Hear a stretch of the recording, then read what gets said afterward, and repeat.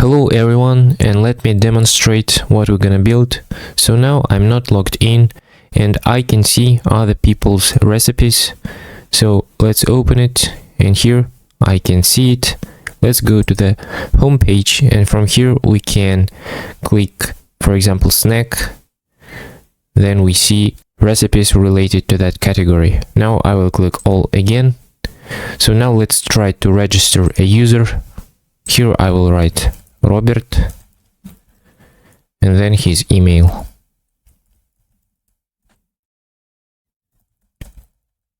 Now let's provide a password.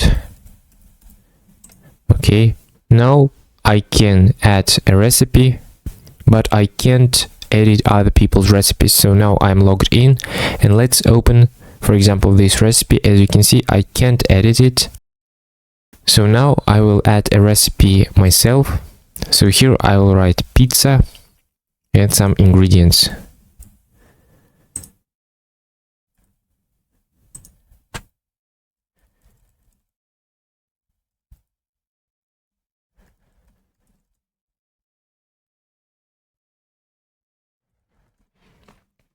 For category, let's choose lunch. Cooking times, let's say that it's gonna take 20 minutes. And now I will provide a photo URL.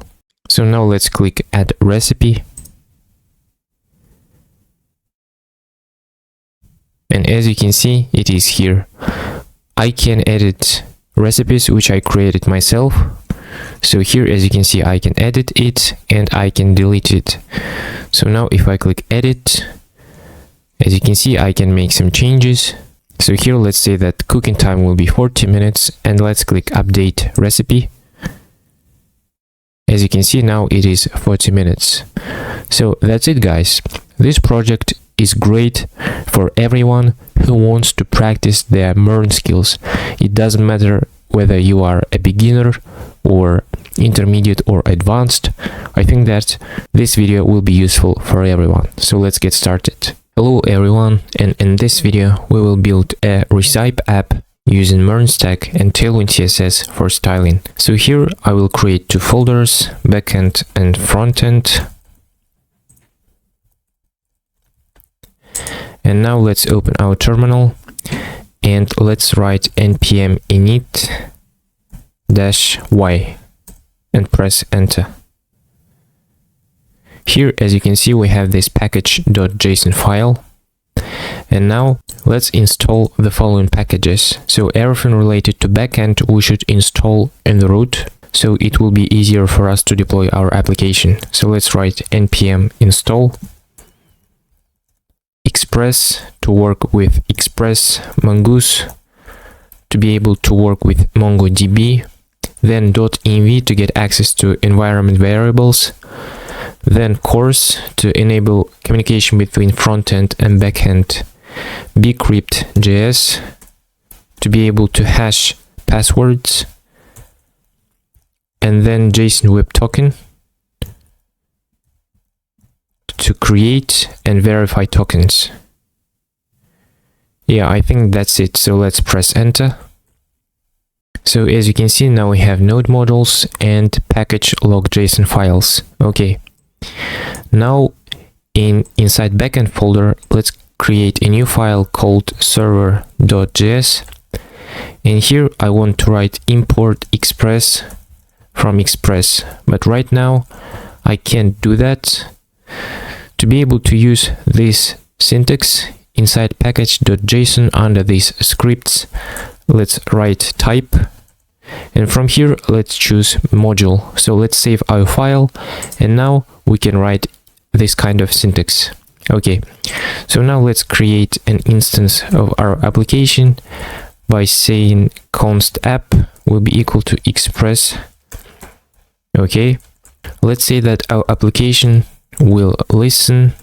Let's say that our port will be 5000. For now we will write it manually, but later we will do it according to the best practices. Okay, here let's say console.log.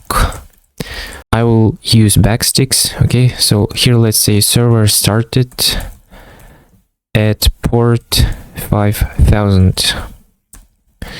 Okay, and let's say that we want to send a message. So let's say app.get in the root, let's say request response, and here let's send a message. Let's say server is ready. Okay, now I will save it. So now I will clear my terminal, and now let's write node backend, and then inside we have server.js. So let's write node backend server.js, or we can do it by going to the backend folder and by writing node server.js. And as you can see, we have server started at port 5000. So now let's open our localhost 5000. So now as you can see, we have this server is ready. And if I write something new here, and if I save our file, even if I refresh the page, as you can see, nothing has changed. To see the changes that we made, we need to stop our server. So we constantly need to restart our server, which is inconvenient. So for now, let's just stop our server. And now if I refresh, as you can see, this site can be reached. So now let's write node server.js again. And as you can see, we have this server is ready. I think that you agree that it is inconvenient to restart our server every single time. So now what I suggest is to stop our server and install NodeMon. So why do we need NodeMon? In a nutshell, with NodeMon, we don't need to restart our server every single time to see the changes that we make. So now let's clear our console. And now let's write npm install NodeMon, but we want to install it as a dev dependencies. So let's open package.json, and here we see only just dependencies. But now if I press enter, you can see that in dev dependencies now we have NodeMon. Okay, and here let's create a command. Let's say dev, and here we can write NodeMon and path to our server.js file. So now I will save it. Okay, and now here I will write npm run dev, and as you can see, now NodeMon has started.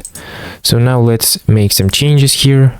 I will write something random, and now if I save, you can see that NodeMon restarting due to changes. And now all I need is just to refresh the page, and now we see the changes that we made. So without NodeMon, to see the changes that we make, first of all we make some changes, then we save the file, then we stop the server, then we start it again, and then we refresh the page. So it takes 4 actions. But with NodeMon, first of all we make some changes and save the file. It will be the first action. Then we just need to refresh the page, and that's it. Only 2 actions. So that's why we want to use NodeMon. Now I will close my terminal, and as I said, instead of manually typing 5000, let's create .env file in the root. Let's write .env, and here I will create a variable called port, and I will assign it to be 5000. Okay, and here to get access to that environment, to that variable, first of all we need to import .env from .env. Then we need to say .env.config. And now we can say const port will be equal to this process.env.port or 5000. Okay. Now I will take this variable, put it here, and here I will also remove this by writing this $sign and writing this. Okay. For now I will remove this 5000 just to make sure that we can get access to our environment variable. So now I will, okay, now I will save it. And as you can see, we see this server started at port 5000. So it means that we can get access to our environment variable. Okay. So in case of some errors, I can just leave this 5000 to be here. Okay, let's save it again. And every single time, as you can see, NodeMon restarts due to changes that we make. I think that now it's time to get our connection string from MongoDB. So let's visit the MongoDB. Let's visit the website. So here we need to click sign in. And if you don't have an account, you need to sign up. But I already have an account, so I will just click sign in with Google or with GitHub, but I will go with Google. Okay, here let's click this new project button. And here let's write MERN RESTful app. Let's click next. Here let's click create project. Okay, here let's click this create button. Here let's choose this free option, and here I don't want preload sample dataset, so I will uncheck it. And here cluster 0 is a good name. Okay, so here let's just click create deployment. Okay, here we need to copy our password, so let's copy it. And for now, let's put it inside this .env file. Okay, here let's click create database user and proceed to connect. Okay, and here we can copy this connection string, so let's copy it. And inside .env file, let's create a new variable called mongo_URI, and let's put it here. And we need to replace this password with the password that we copied. And here we can create a name for our database. So I will write recipes, and you can write whatever you want. So let's save it. Okay. Here now let's click this done button. Now let's click this clusters. And now if we click browse collections, you can see that we don't have any data yet. Okay. So let's get back to the code. So inside backend folder, let's create a new folder called config. And inside that folder, let's create a new file called db.js. Here, let's import mongoose from mongoose. And here, let's create a function called connectDB to be able to connect to our database. So let's say that it will be asynchronous. Here, let's try this try and catch block. Here, let's say const_con will be equal to this mongoose.connect. And here, let's write process.env and the name of our variable, which is mongo_URI. We can get access to it by writing process.env because inside server.js we have this .env.config. Okay, and then to see if we managed to connect or not, we can say console.log, and then we can say MongoDB connected, and then we can say con.connection.host. Okay, and in case of some errors, we can say console log error, and we can say process.exit with 1. It means that our app will stop. It means that our app will shut down right away. Okay, so let's save it, and let's use this function inside this server.js. Let's write it here. Let's say connectDB. And we need to make sure to write .js, otherwise we will have some errors. So let's save it. So as you can see, now we have an error. It is because we forgot to write await here. So let's save it again. And as you can see, now we see this. It means that we have connected correctly. So we just shouldn't forget when it comes to this kind of things. We shouldn't forget to write await, async, and so on. Okay, now let's continue. Now let's create a new folder called models. And here let's create a recipe model. First of all, let's say recipe.js. So here let's say import mongoose from mongoose, and let's write const recipe schema will be equal to new mongoose.schema.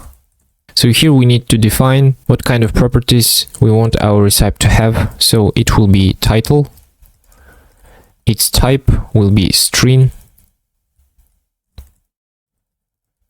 then let's say that it will be required, so it will be true. Then we want to have ingredients,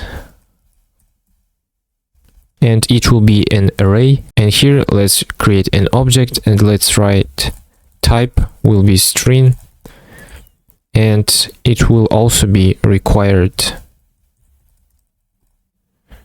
Okay, now let's write instructions,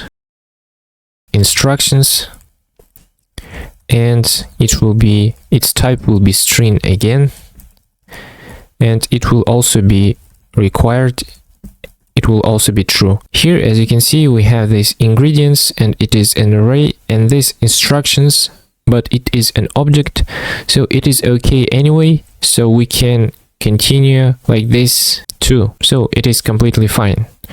Now let's create a category. Its type will also be string, and it will also be required, so everything will be required. After category, let's write photo URL, and it will also be string, it will also be required. Now let's write cooking time. Its type will be number, so let's change it to be number. And we want to know when a certain recipe was created, so we can write timestamps to be true, and we can say const recipe will be equal to this mongoose.model.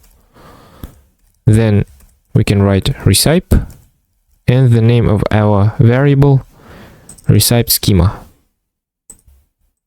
Okay, and let's export default recipe.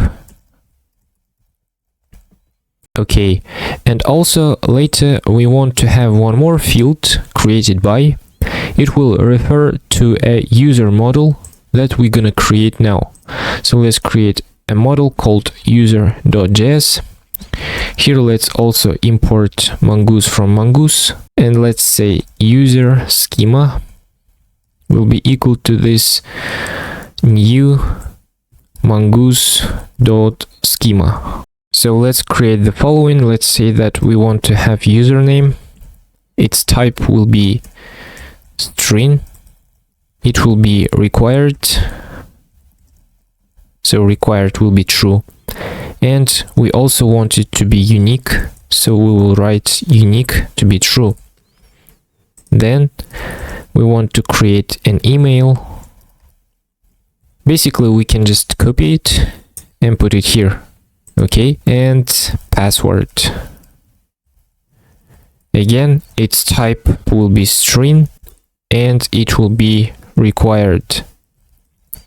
Here we are not gonna write the minimum length or the maximum length, because I think that for the simplicity of this project we can leave these things as it is. But if we go in detail, of course, we could write minimum length or maximum length, things like that. And again, we want to write timestamps to be true, so that we know when a certain user was created. So now we want to write a mongoose middleware function that will run before a document is saved to the database, so before the save operation. So let's start writing it and you will understand it better. So let's write user.schema pre and save. So this defines a pre-save hook in Mongoose. The save event is triggered whenever a document, for example a user, is saved to the database.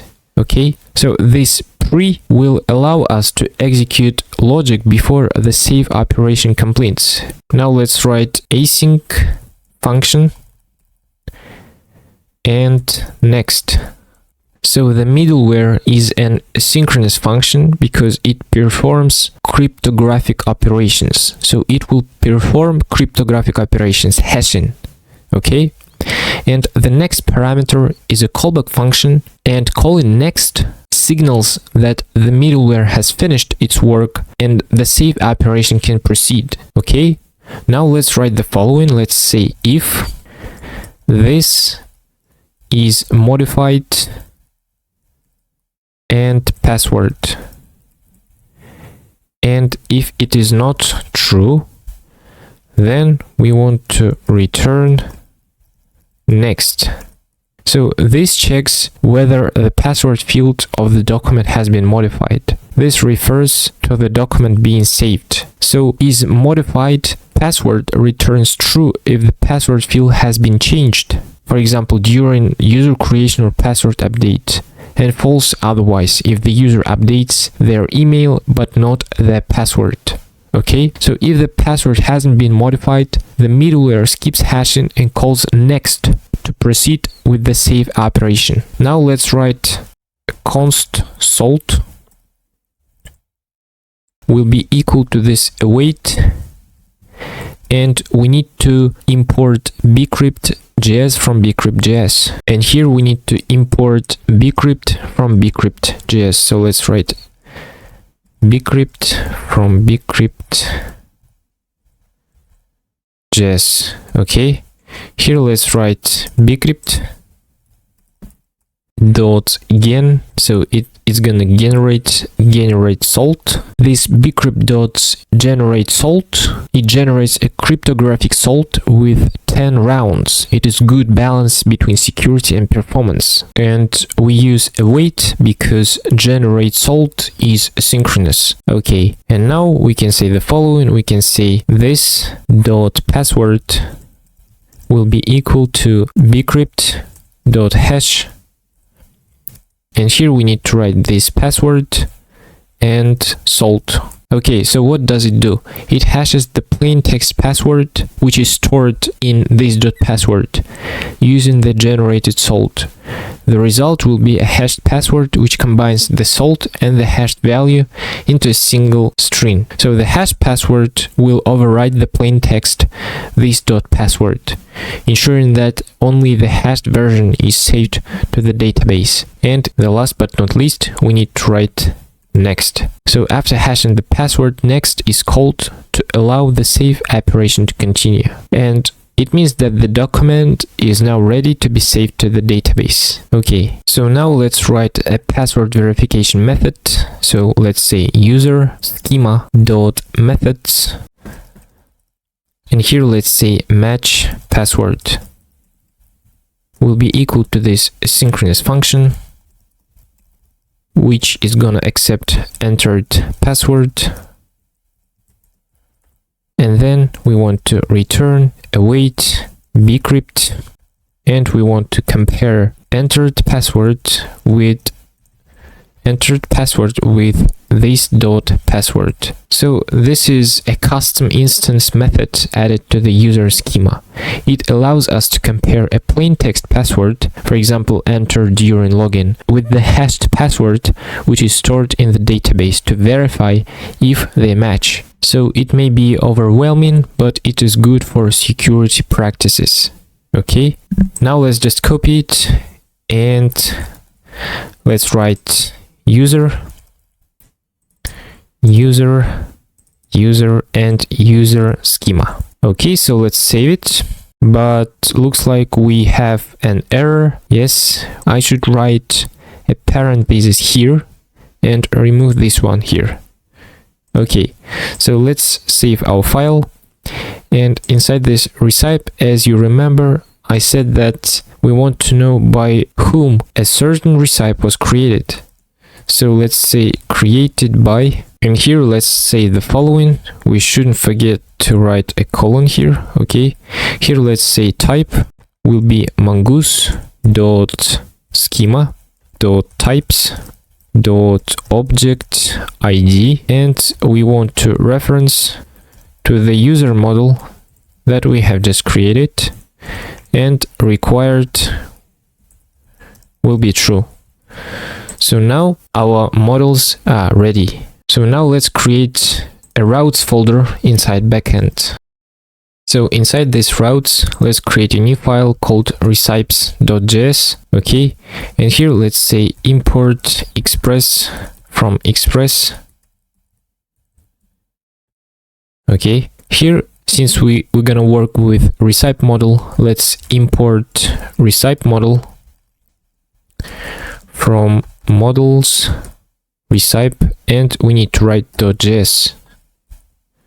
Okay, let's write const router will be equal to express dot router to be able to use routes. Okay, now let's say router dot post, and its path will be in the root, and we want to see that it will be asynchronous request response. Okay,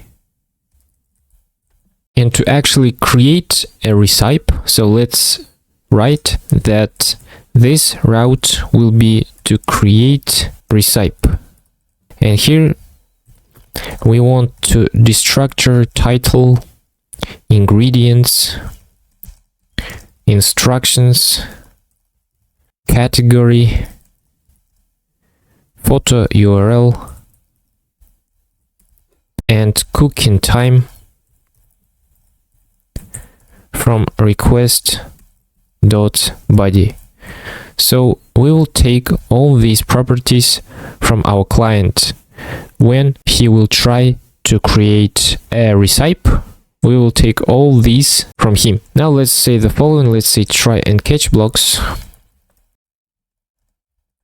So let's say that if there is no title, or there is no ingredients, or there are no instructions, or there is no category, or there is no photo URL, or there is no cooking time. So if at least one of this isn't provided, so we need to say if. We should wrap it inside if. So let's say if at least one of this isn't provided, then we want to return, and we want to see response.status. We want to see that its status will be 400, meaning that it's a bad request from our user. And in JSON, in message, let's write please fill all fields. Okay, then if our user provided all the properties that we need, then we can create a new variable called recipe, and here we can say await. Then we want to use our model, so we use our model and say create, and we just need to write title, ingredients, instructions, then category, then we need to write cooking time, and photo URL. Okay, for now we will not write created by, because first of all we need to create a middleware function. We will create a middleware function that is gonna detect whether a person is authorized. If our person is authorized, only then that person will be able to create a recipe. Otherwise a user will not be able. So for now we can go like that. Okay, so this variable will have these properties. Okay, and then if everything is successful, we can say status will be 201, and in JSON we can write recipe. Okay, and in case of some errors, we can say res.status. It will be 500, meaning that it is internal server error. And here let's write JSON, and for the message let's write server error. So now we have one route to create a recipe. Okay, now we have created a route to create a recipe. And since I'm not an English speaker, I pronounced recipe incorrectly. I always set recipe, but I think that it doesn't matter because here we try to learn coding skills, not English pronunciation. So I think that you get it. So I'm not an English speaker, as I said, and sometimes I can make that kind of silly mistakes. So let's continue. Now let's create another route to get all the recipes. So let's say router.get, and again it will be in the root. So let's say that it will be synchronous request and response, and here let's say const category,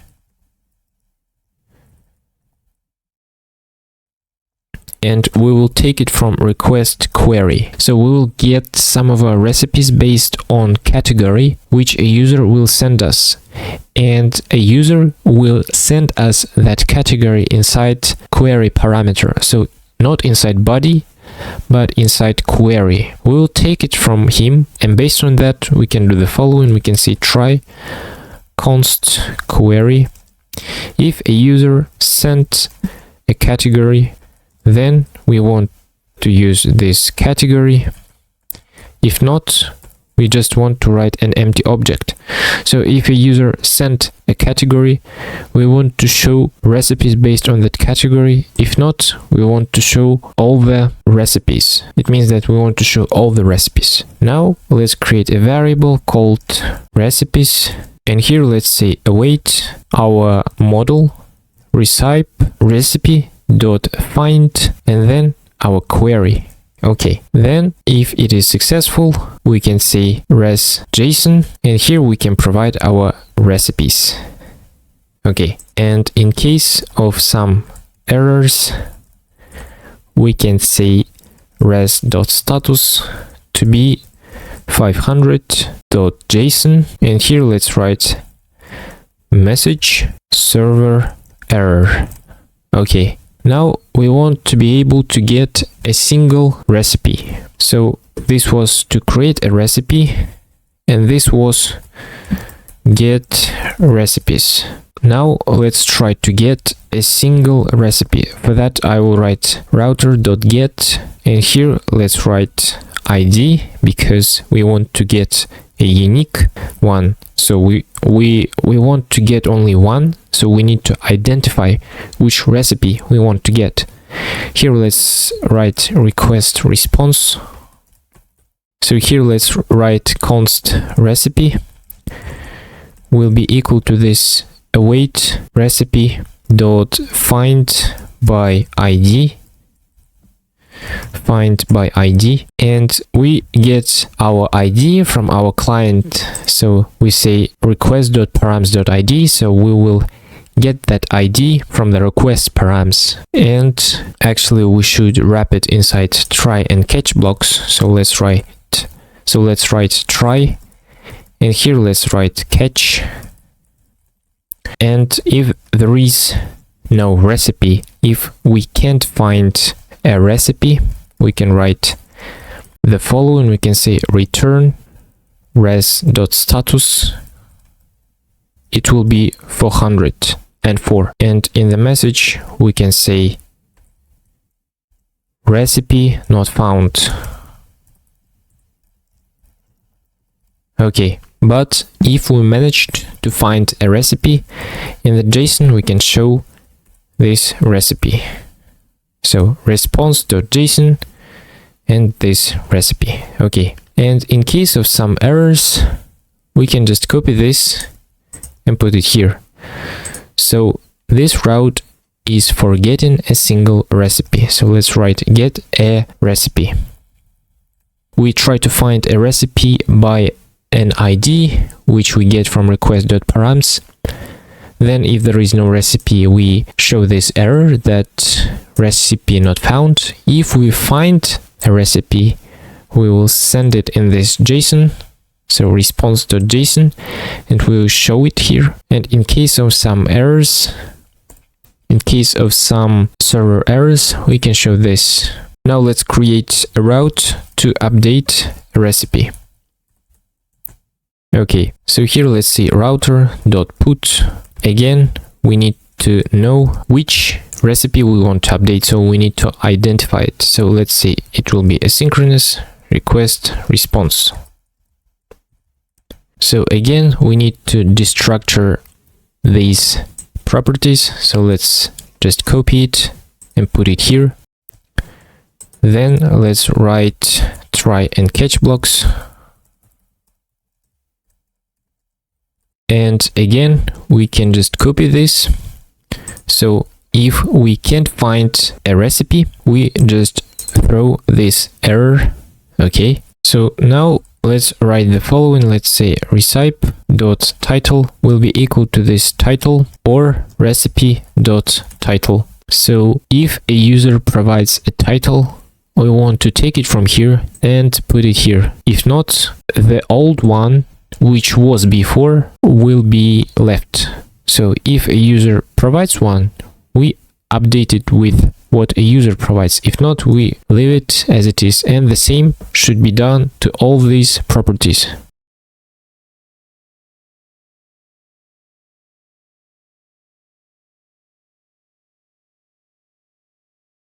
Okay, and now we can create a new variable called updated recipe. And here let's write await recipe.save. Okay, and in case of some errors, we can copy this and put it here. Okay, and now we need a route to be able to delete a certain recipe. So let's create a route for that.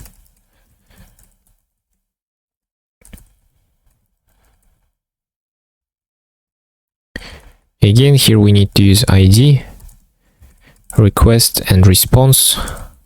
So let's write try and catch block.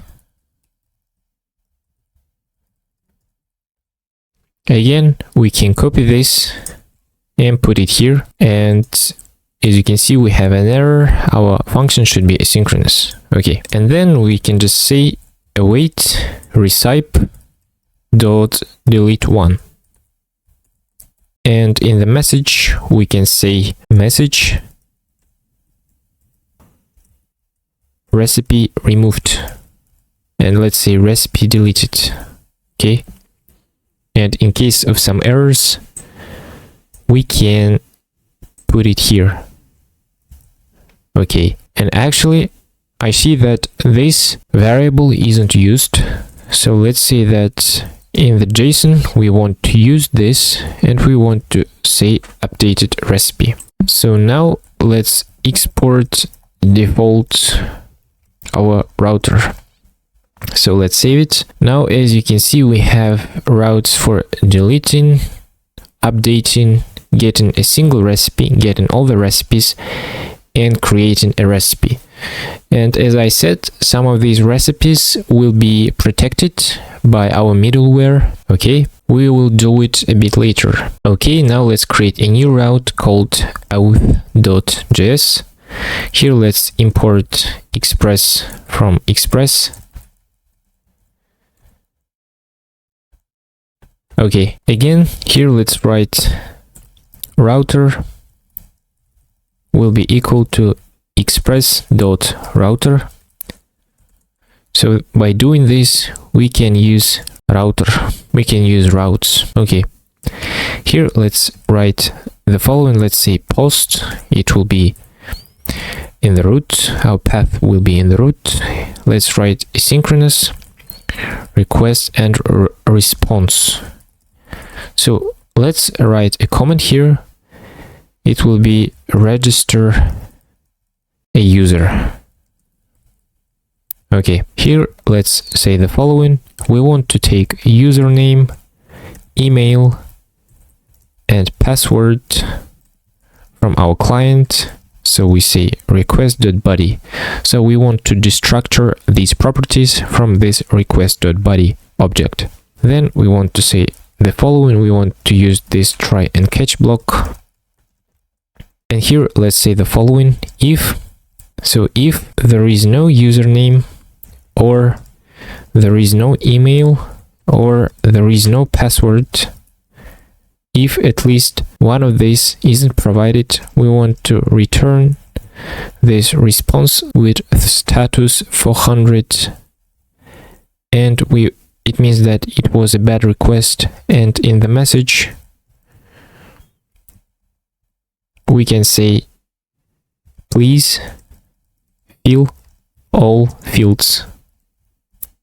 Okay, but if a user provides all these fields, then we want to know if this kind of user already exists in our database. So let's create a variable called user exists, and here let's write await user dot find one, and here we want to provide email. Okay, and if user exists, if it is true, then we want to return response with status 400, and in the message we want to say user already exists. Okay, and then if this user doesn't exist yet, it means that we can create that user. So let's write const user will be equal to this await user. Actually, we have already imported it, but we need to write .js. Okay, and here let's write user.create, and here let's write this username, email, and password. Okay, and then we want to say response.status with 201.json, and here we want to show user data. So we will write ID will be equal to this user._ID, username will be equal to this user.username, and email will be equal to this user.email. And in case of some errors, we can copy this error and put it here. So let's save it. Okay, so this is a route to register a user. Now let's create a route for login. So let's say router.post, it will be login page, it will be asynchronous request and response. Here we want to take email and password from request.body object. Then we want to use this try and catch blocks. Okay, so let's here say const user will be equal to await user dot find one by email. So first of all, we need to know if this user already exists in our database. Then we can say the following: if there is no user, and we can do the following: await user dot match password.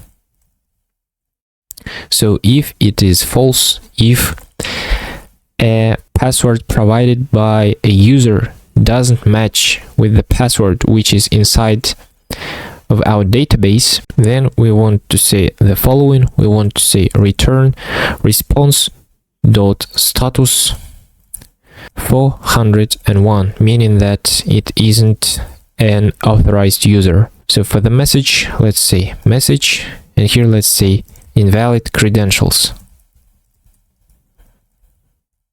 And of course, here we should provide our password. I forgot to do it, right?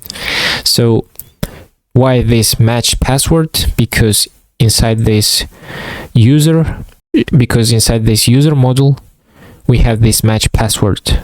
So we use this function that we created here when a user tries to log in. We use this match password function. Okay, and then we can say response.json, and here we also want to show his data. So let's copy it and put it here. And in case of some errors, we can copy it and put it here. I think that everything is clear to you. we just take this email and password from the request.body object. Then we try to find a user. If a user doesn't exist or his password doesn't match with the password which is inside our database, we show that he provides invalid credentials. If everything is fine, a user can log in and we just show him his data. And here let's write export default router. Okay, so let's save it. And as you remember, guys, I said that we need a middleware, so that by using that we will be able to give some kind of access. For example, a user can delete and update only a recipe which he created by himself, but he can't edit or delete other people's recipes. He can only watch them. So for access control, we need to use middleware functions. So let's create a new folder called middleware. Okay, and here let's create a file called auth.js. So here, first of all, we need to import user model. So let's import it from models, user.js. And now let's create a function. Let's call it protect. It will be asynchronous request response. Okay, here let's initialize a variable called token. And since it's a middleware, here we also need to provide next. Okay, now we need to say the following: if request.headers.authorization and if request.headers.authorization, then this starts with method starts with this bearer. So what does it mean? What does this mean? Okay, so this condition checks whether an HTTP request includes a valid authorization header with a bearer token. Okay, you will understand it better as we continue. And here I want to say token will be equal to this request.headers.authorization, and then we want to split it and we want to take the second one. So it will be like this, it will be like bearer, then space, and then token. And by doing this split, we create these two into an array. So it will be like this, then space, and this one. Okay, and here let's also write space. Okay, so when we write this, we just split these two, and we want to take this, and this one's index is 0, this one's index is 1. So we want to take only this token. So that's why we write dot split, then these quotes, and then we take the one that we need. But here make sure to write space here. Then we want to create a variable called decoded will be equal to this, and now we need to import JVT token. So let's import JVT JSON web token from JSON web token. Okay, so here we create a variable called decoded, and we need to write jvt.verify our token with process.env jvt secret. But as you know, guys, we don't have this kind of variable yet. So let's create a variable inside this .env. We can create a variable called jvt_secret. And here we need to provide our JVT secret. There are a lot of online tools that we can use to generate JVT secrets. So now I will just copy one and paste it here. So I generated it, and here it is. Its length is 32, but for the sake of this tutorial, it doesn't really matter. We can just write 1, 2, 3, 4, 5, 6, things like that. But anyway, here it is. So now we can get access to this. So what does it mean? In a nutshell, this verifies a JSON web token using a secret key and extracts its payload. It checks if the token is valid, not expired, and if it is valid, so it stores the token's data in the decoded variable. So then we can use it in our application to identify the authenticated user. Okay. Then we want to say the following. We want to say request.user will be equal to this await user.find by ID. And here we want to write decoded.id. So we want to take ID. And if we write select and if we write minus password, we will not take password, we will only take ID. So here what this line does is that it finds a user using this decoded.id in our database. So it finds a user, then attaches that user's data to this request.user, but excluding password. So that's what it does. And then we need to write return next.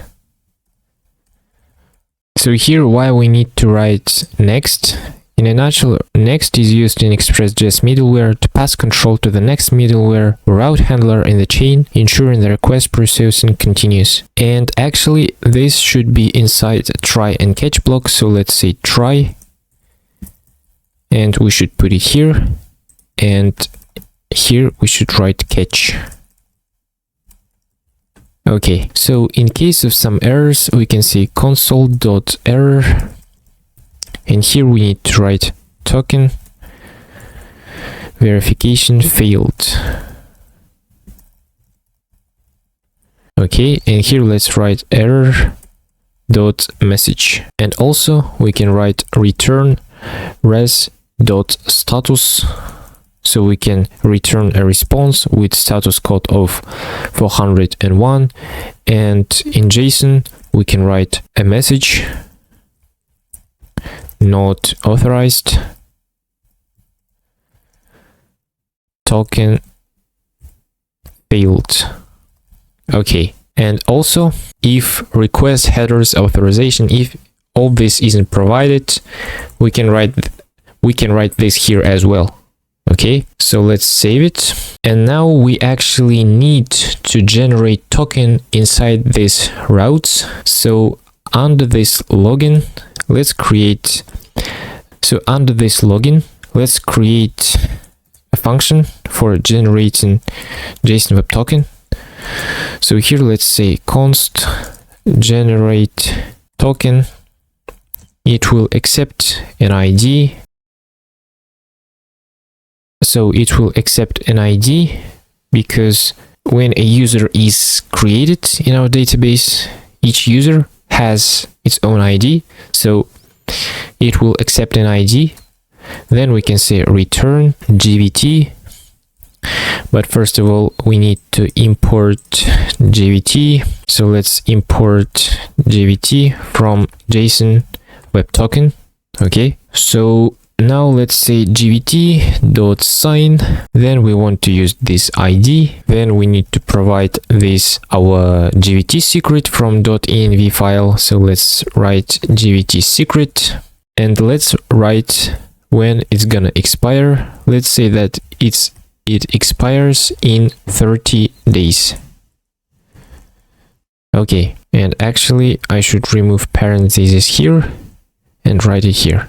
Okay. So now we need to use this function. So when a user logs in, let's write the following. Let's write token will be equal to generate token. And here we want to provide user._ID. And we can show this token here as well. Okay. And we should do the same when a user registers. Okay, and also we can create a route called me. So let's write router.get. The path will be me, and it should be protected. So we should use this function which we created. And here let's write request response. And here let's write res.status. with 200, and here let's write request.user. So let's save it. And now we need to protect some routes inside recipes. So we want to protect this route. So let's write protect. Okay. And this one shouldn't be protected. This one shouldn't be protected. And we need to protect this one. And this one. Okay. Okay, so now let's make some changes in our server.js. First of all, let's come here and write the following. Let's write app.use course to enable communication between frontend and backend. But first of all, let's import course from course. Okay, and also let's write app.use Express.js. So why do we write this? So by writing this, Express will automatically parse the incoming JSON and make it available as request.body. Okay, and now let's actually use our routes. So now I can remove this, and here I can say the following. I can write app.use, and here let's write API, Auth, and Auth routes. So let's import Auth routes from routes and auth.js. And let's do the following for our recipes. So it will be recipes and recipes routes.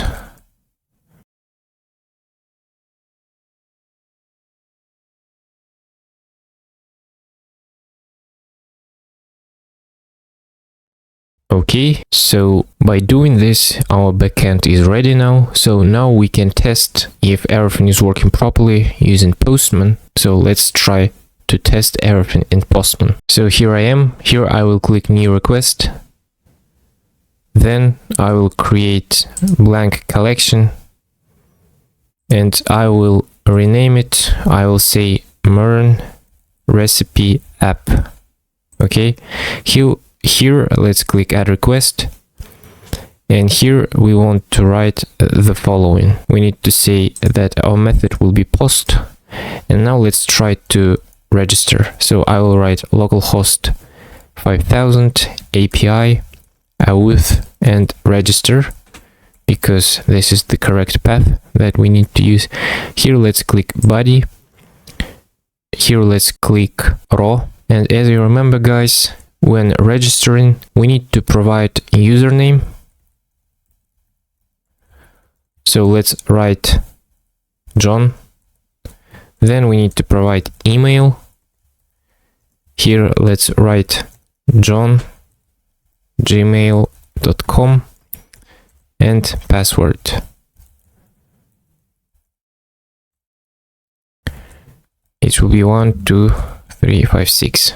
So now I will click send, and as you can see we have not found. Well, actually I found that here we have the root, but we should write register. So now I will save the file and try one more time. So we changed that in our auth.js file. Now let's try one more time. And as you can see, we have created our user. Here's his ID, username, email, and token, using which we will be able to say if he is authorized and what kind of posts, what kind of recipes belong to him. So let's see him in our database. So here I will click this browse collections. And here, as you can see, inside users, we have our user. Database name is recipes. And then we have two collections, recipes and users.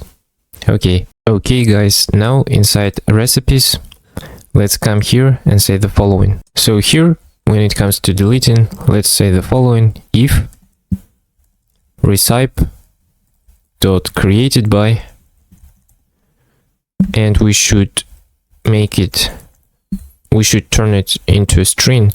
So if it is not equal to request.user._id, and we should turn it into a string as well. So if it is not true, then we should say the following. We should say return response with status 401, and then we need to write JSON message, and here let's say not authorized. So by doing this, we make sure that only the one who created a recipe can delete that recipe. And the same should be done when it comes to updating. So here let's write it again. Okay, now in Postman, let's try to log in. For that, I need to remove this username, and let's click send. As you can see, we have invalid credentials. We have this unauthorized. Well, I think that the reason we saw an error is because we again forgot to write a wait. Not you, but I forgot to write it. So let's save it, and now let's try one more time. So using that same credentials, I will try to log in, and we still see invalid credentials because we need to create a new user. Okay, so now let's try to create an absolutely new user. So here I will change it to be Mark. So we want to register. Okay, here it is. And now we want to log in using that same credentials. And as you can see, we logged in. So we have this response to 100. Meaning that request was successful. So that's it for backend for now. And now let's do frontend, and we will test other routes in frontend. For now, that's it. So now I will click this new terminal. I will go to frontend folder, and here I will write npm create vit at latest, and I will write dot, so that everything will be installed inside this folder. So let's press enter. Here let's choose React and then JavaScript. Now let's write npm install. So everything related to frontend should be installed inside frontend folder. So let's press enter. So now it's time to connect Tailwind CSS to our project. So let's visit the official website of Tailwind CSS. So here let's click get started. Since we use Vite, we are in the right place. So let's copy this command and paste it in our terminal. Okay, now let's copy this, and inside vite.config.js file, let's put it here. And inside plugins array, let's write the following. Let's write Tailwind CSS. Okay, now let's copy this import Tailwind CSS, and we can put it inside index.css, but before I will delete everything. Okay, now before running npm run dev, let's install Axios. So it's a promise-based HTTP client, which we need to use to make requests to APIs, and also React Router DOM. It is a library for React that helps manage navigation between pages. Now let's write npm run dev. Okay, so let's open it.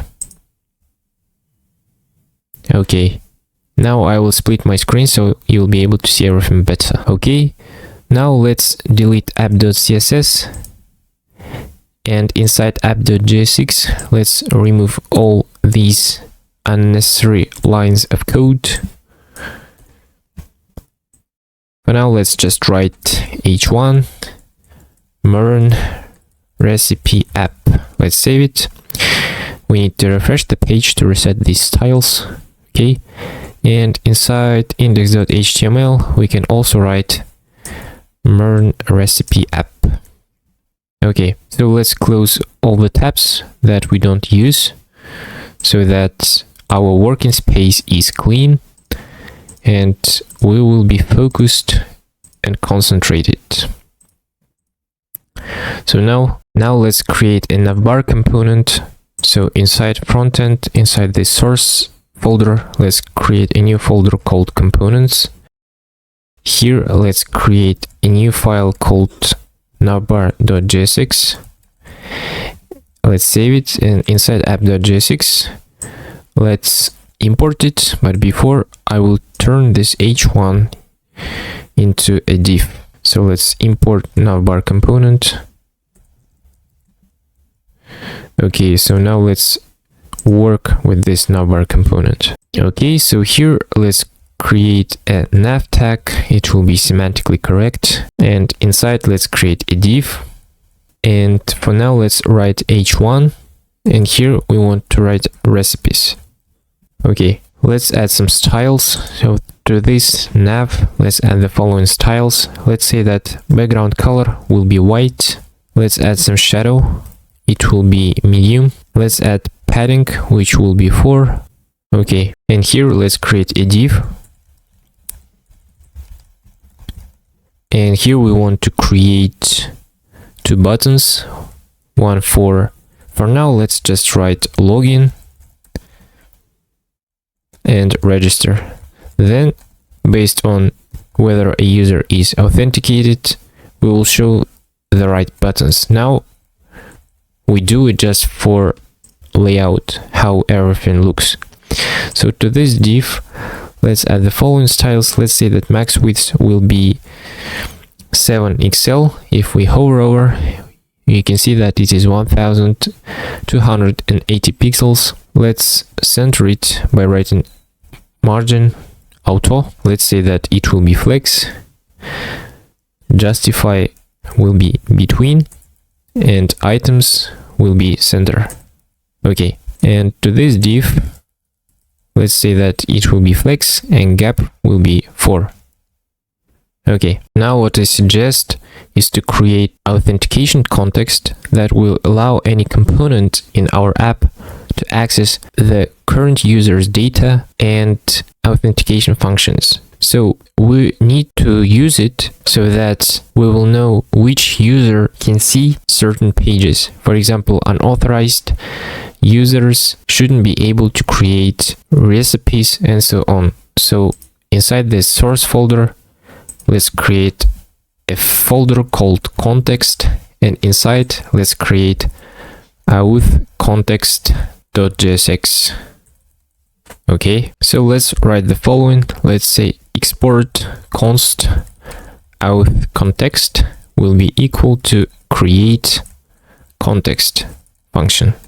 So this creates a context object called auth context. Components will use this to access the authentication state and functions.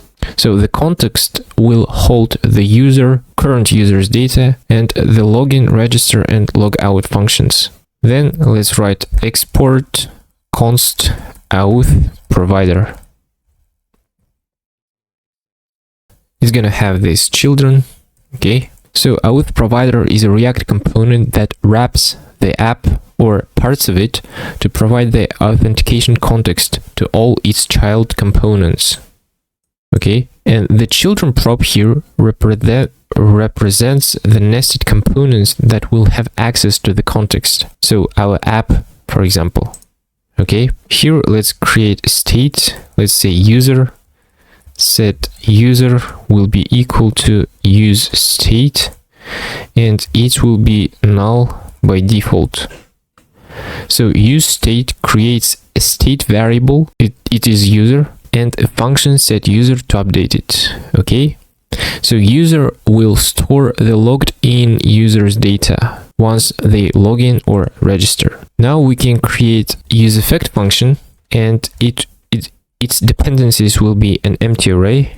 Okay, and here we can say the following. We can say const token will be equal to local storage dot get item and token. Here let's say if there is token, then we want to say the following. We can say Axios, but first of all we need to import Axios from Axios. So let's import Axios from Axios, and here we need to say Axios dot defaults dot headers dot common, and here we need to write an array, and here we need to write authorization will be equal to backsticks, and here let's say bearer and token.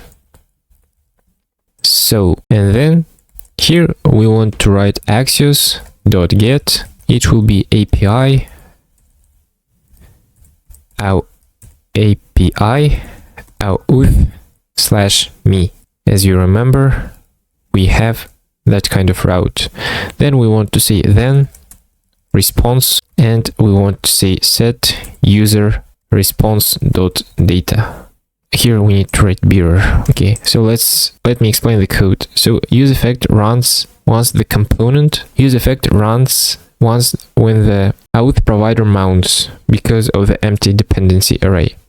It checks if a JSON web token exists in local storage. In what cases can it be? It can be if it was saved from a previous login or registration. So if a token is found, it sets the authorization header for all future Axios requests to include the token formatted as bearer token. It's a common way to authenticate API requests. Then this makes a GET request to API auth.me, which is an endpoint that returns the current user's data based on the token. So as you guys remember, here we have this me, which returns user's data. So if our request succeeds, then we say set user res.data, and it updates the user state with the user's data properties that our user has. If no token exists, nothing happens and user remains null. So why do we do it?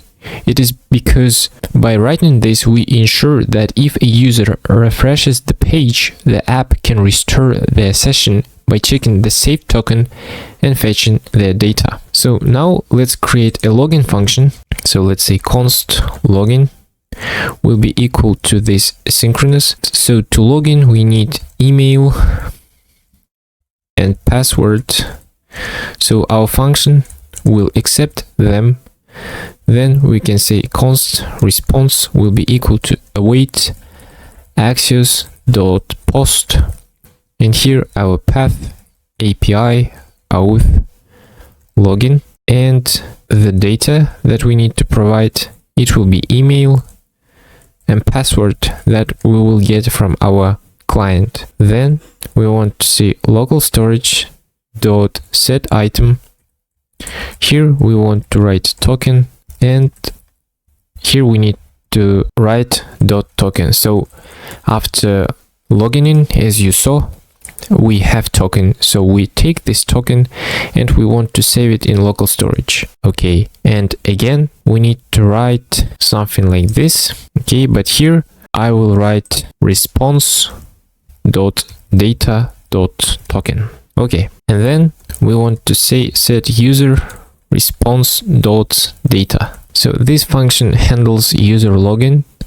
It sends a post request to API auth login with the email and password provided by the user. So our backend verifies the credentials and return a response containing JVT token and user data, because as you remember, when we log in, we generate token. Okay, so if everything is successful, then the token is saved in local storage for future sessions. So token and the token that is generated on the backend. And the authorization header is set for Axios to include the token in future requests. Okay, now let's create register function. So let's see const register. It's gonna be synchronous and it's gonna accept username, email, password. Here let's say const response will be equal to await Axios.post and our path API auth register. Okay, and here we need to provide our data, username, email, and password. Then again, we can copy these lines and put them here. So the exact same logic which I described for login, it is the same here. Okay, now we can create a logout function. So let's see const logout And here, let's see local storage dot remove item. So we want to remove our token from our local storage. Then we can see delete Axios dot defaults dot headers dot common and authorization. And we want set user to be null. So this function logs the user out by removing the token from local storage, deleting the authorization header from Axios defaults, so future requests won't include the token, and setting user to null, indicating no user is logged in. Now, after that, let's write return, and here we want to see auth context dot provider.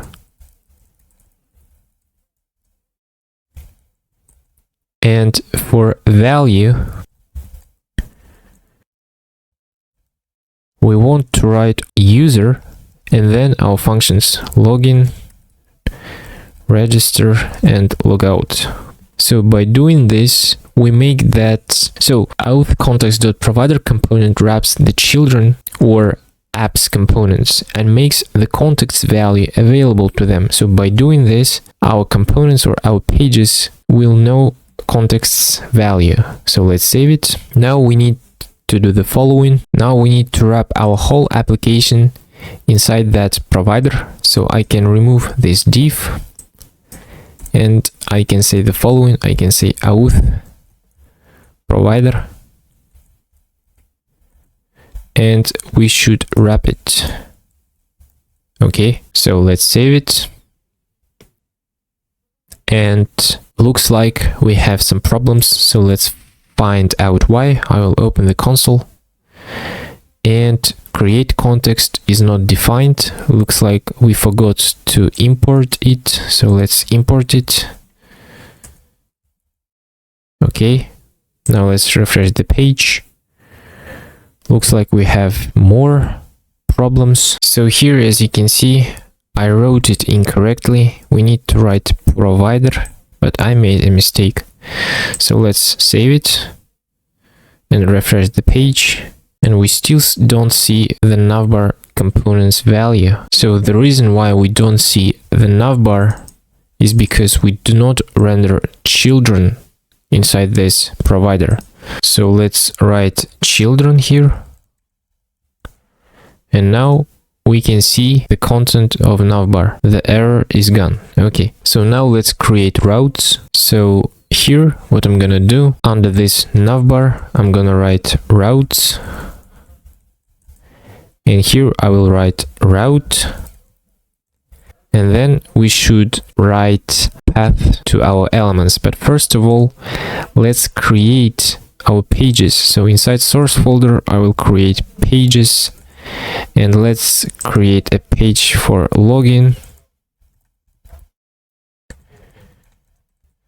Then for register.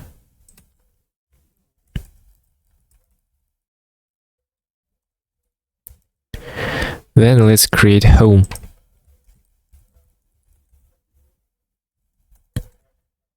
Okay, now let's say that in the root we want to show our home component. So I will say element, and here I will write home, and I imported it. And after saving the file, you can see that we have an error. So as you can see, routes is not defined. So let's import routes. We should write it. So let's import routes, and let's import route from React router DOM. And we still have an error because use routes may be used only in the context of a router component.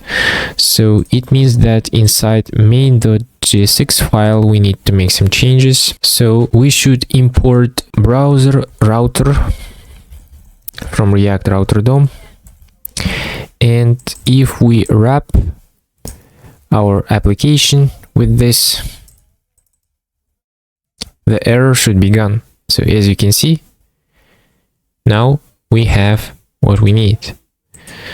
So simply by doing this, now we can use our routes. So in the route, we see our home page. Now let's keep adding more routes. Here I will say route path will be login and element will be login. Okay, but looks like we have an error. Yeah, because we should write this and the error is gone. Now let's create a route to be able to register. It should be register. Here, let's say register. Okay, so now if we click login, we should go to the login page or to the register page. Now, if I write it like this, you can see that we're in the right place, and these should be clickable. Now, if I click recipes, I'm not in the root. So let's visit navbar component and make some changes to it. So now we can do the following. We can import link, which comes from React Router DOM, and we can wrap it in a link. So now if we write to, we need to write where we want it to lead to. So we want it to lead to this path, and let's do the following to these ones. Here, let's say to, and it will be login.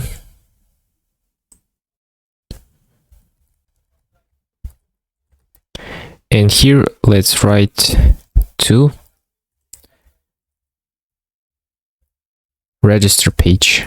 So now I will save it. And now if I click register,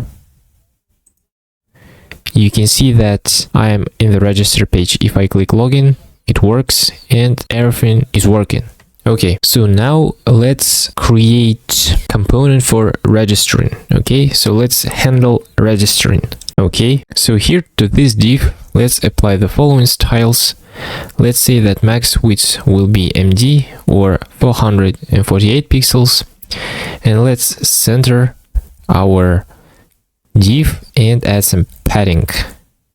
Okay, it is here. Now let's create h1 tag. And here I will say register. And let's add some styles to it. Let's say that text will be 2XL, font will be bold, and margin bottom will be 4. Okay, let's create a form. And inside this form, we want to have a div. And let's create a label. We can remove this HTML4 really. And here let's write username, and we can write input. Its type will be text. So let's create a state for username, email, and password. For that, we can use only one state, but here I want to use 3 different states for 3 different properties, which are username, email, and password. So here let's write username, set username. So let's import use state, and here I will write that it will be empty by default. So its value will be username, and on change we want to say set username event.target.value, and we want this field to be required. So let's save it. So here it is. So to this label, let's add the following styles. Let's say that it will be block, and now our input is here. And let's say that text will be gray 700. Okay, to this input, let's add the following styles. So to this input, let's add the following styles. Let's say that width will be full. So here it is. And let's say that padding will be 2, and border, let's add border, and it will be rounded. Okay, so here it is. For now, I'm not gonna remove its outline. Later in index.css file, I'm gonna remove outline for text area, select and input text. Okay, now let's create one more div and paste it here. It will be for email, so its type will also be email, and here we should also say email, set email. So let's create one more state. It will be email, set email. So let's save it, and here it is. So to this form, let's add the following styles. Let's say that space will be 4 vertically, okay? And one more div for password. Its type will be password, and set password.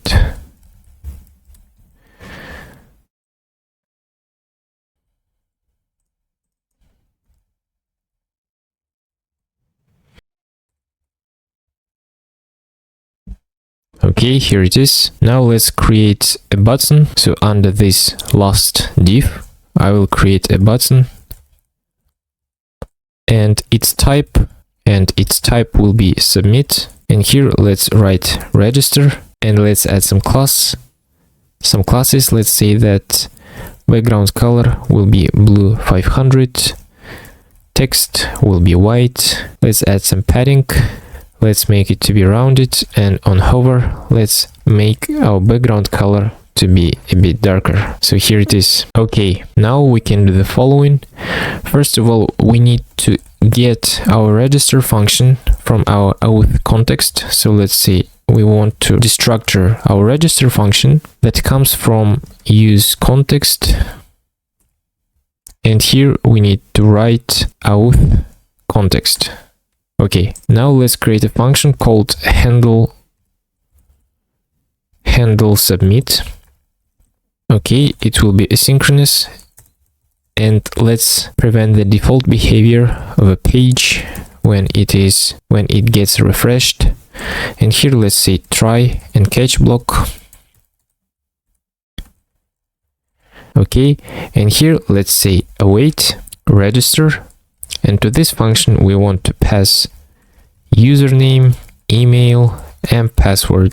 In case of some errors, we can say console error, and here we can say register error, and we can show error.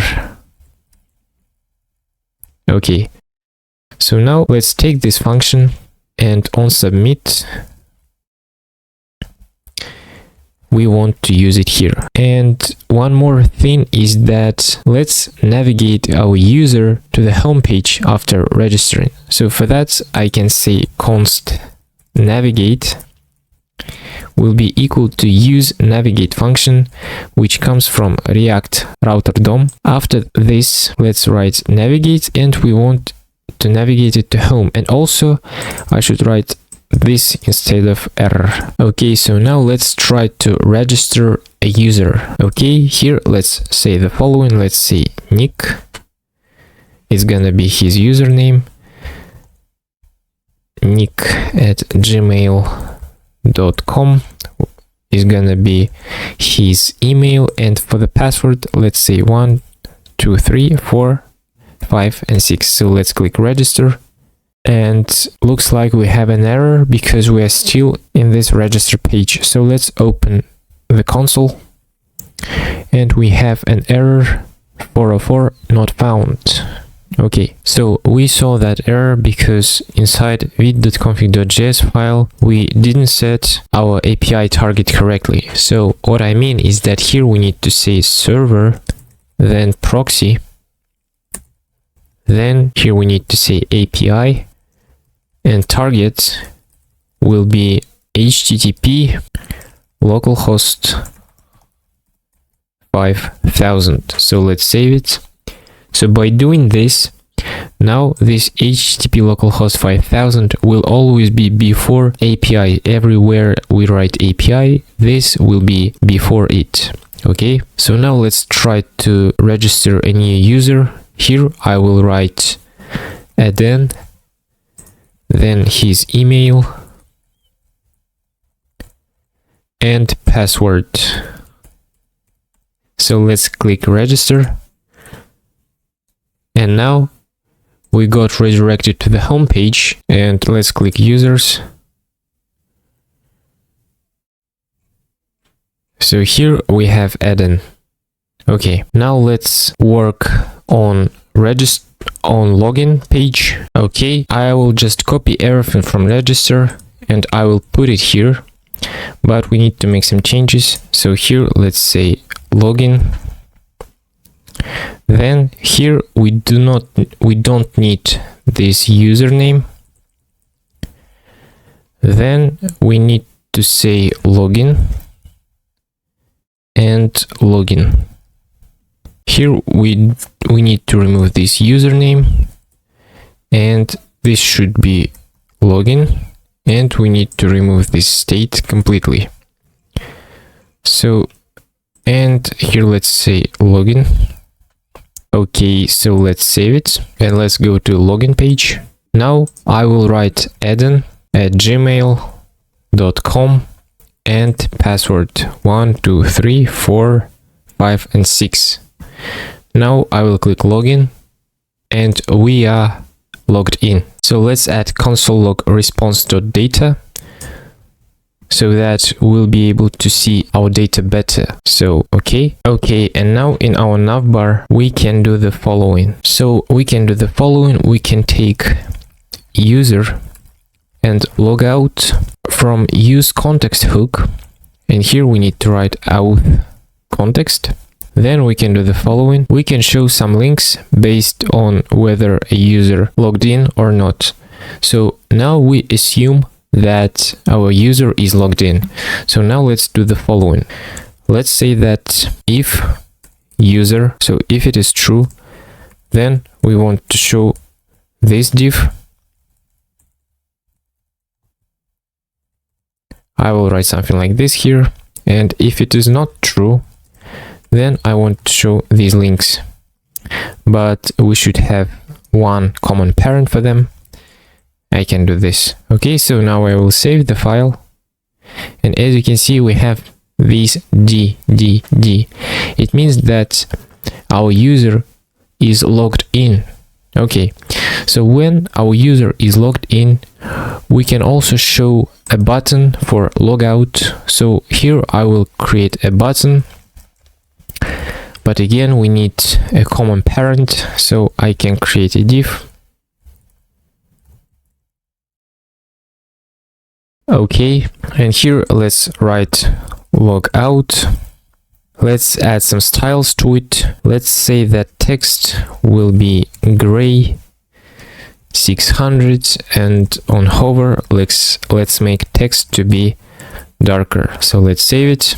Okay, now let's create a function which will control logout functionality. So let's say const handle logout, and here we want to call this logout function that we get from auth context, and then we can navigate our user to the login page. But first of all, let's say const navigate will be equal to use navigate, which comes from React router DOM. Okay, so we want to navigate our user to the login page. Now let's call this function. So on click we want to call this function. So I will remove these letters. Okay, so now when I click this button, I should be redirected to the login page. Yes, I am redirected to the login page. Okay, if I click recipes and if I refresh the page, you can still see that I still see this login and register. It means that this user is not true until I log in. So let's log in. Here let's provide the right credentials.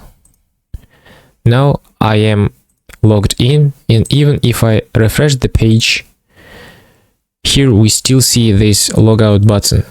Yes, for milliseconds you can see those buttons, but I think that for the sake of this tutorial it is completely fine. Okay, now inside app.jsx let's create one more route to add a recipe. But first of all, let's create a page for that. Let's say add recipe.jsx. So let's save it. Okay.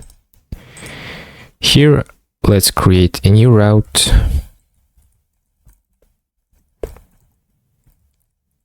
And the page will be add recipe. I mean, the path will be add recipe. And here, the element that we want to show will be add recipe. So let's save it. Okay. So how do we want to go to this add recipe page? So inside navbar,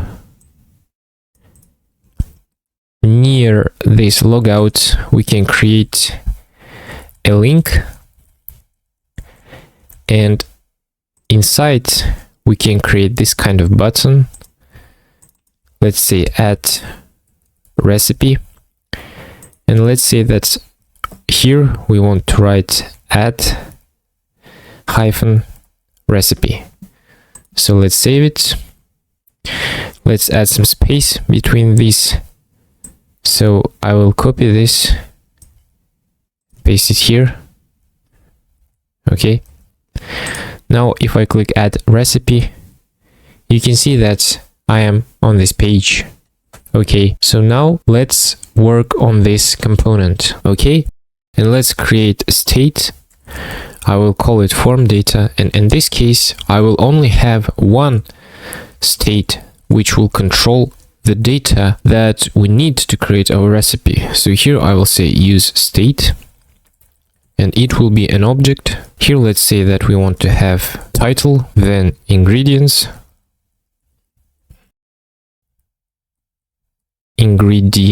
actually it should be plural. Then we want to have instructions, then category, photo URL, and cooking time. Okay, let's also create states for errors. So by default, it will be empty, and it will be empty, and state for loading. So let's say loading, set loading, use state, and by default, it will be false. Okay, so here to this div, let's say the following. Let's say that max width will be 2 pixels. If we hover over, it will be 672 pixels. Here, let's say that we want to center it and some paddings. So let's save it. Okay, now let's create h1 tag. And here I will say app recipe. So here let's add the following styles. Let's say the text will be 2 pixels and font will be bold. Okay, let's create a form. Here it is. And inside that form, let's create a div. And inside this div, we can create a label. Here, let's write title, and under that label, we can create an input tag. Its value will be form data dot value, and on change, we want to do the following. We want to say handle input change,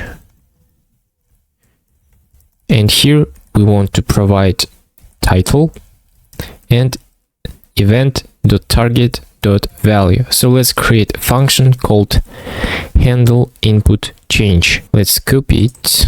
Let's write it here. So this function is gonna accept 2 arguments. It will be field and value. Then we want to say set form data. We want to take the previous version, and then we want to say return all the previous properties as they were, but to this field, which we just got, take that property and change its value to this value that is being passed to this function. And that's it. Now under this div, actually let's save it. And here is our input. So we can add some styles to this input.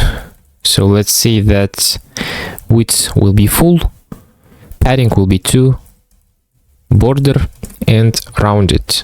And also to this label, let's say that it will be block and text will be gray 700. Okay, so under this div, let's create one more div, and here let's copy this label, and in this case we want to say ingredients.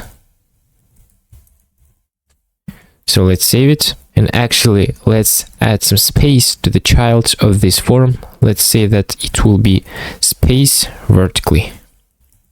Okay, so under this label we can do the following. We can say form data dot ingredients dot map, and here let's say ingredient and index.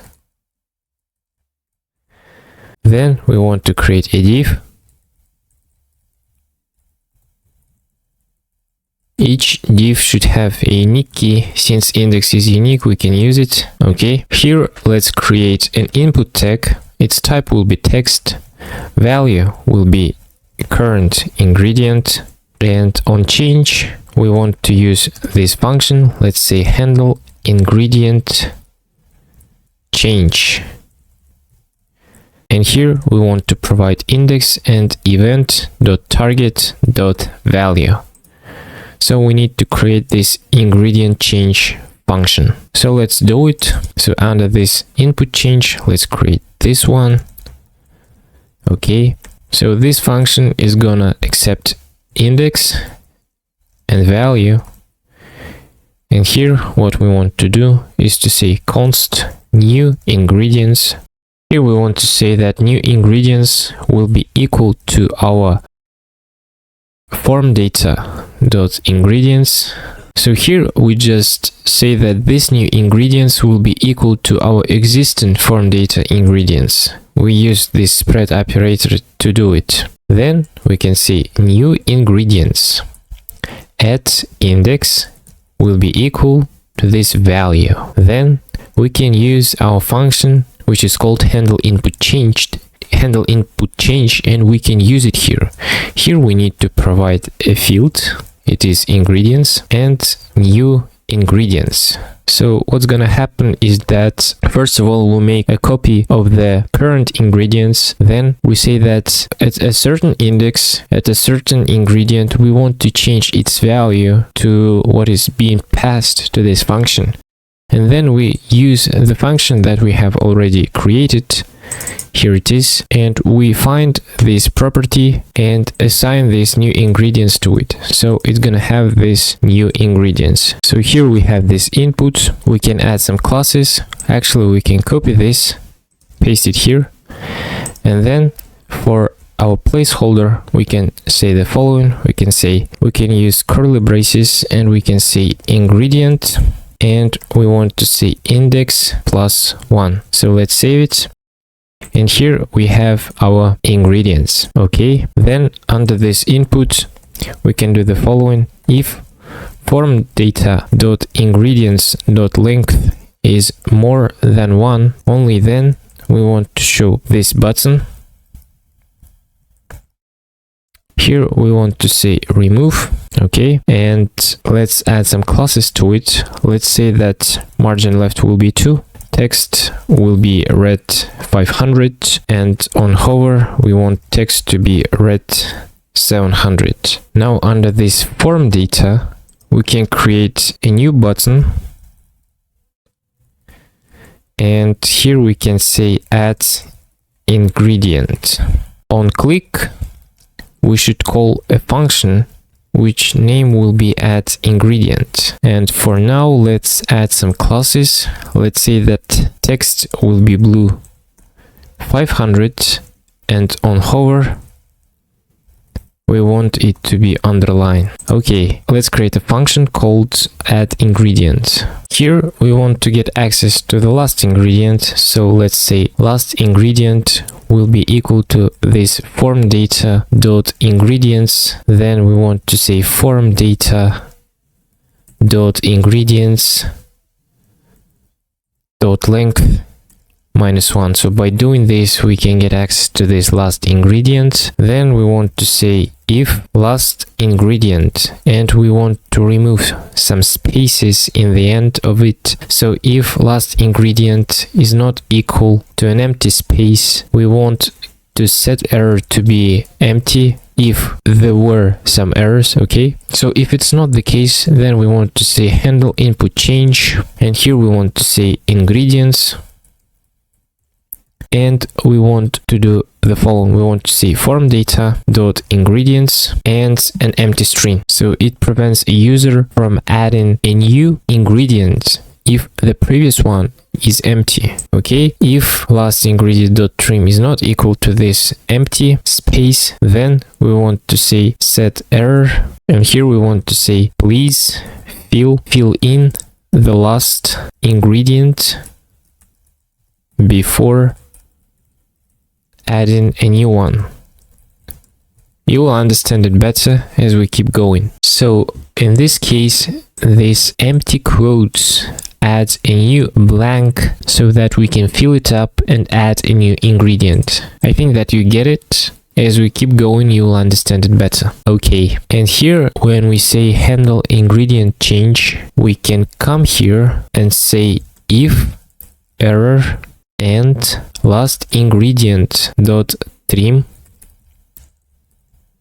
is not equal to empty string, then we want to say set error to be empty. Okay, we need to say const last ingredient, and we should put it here. Okay, that's it. Now let's save it. And as you can see, we have this add ingredient. So if I try to add it, it will not allow me to do it. So let's continue. So now let's try to add a new ingredient.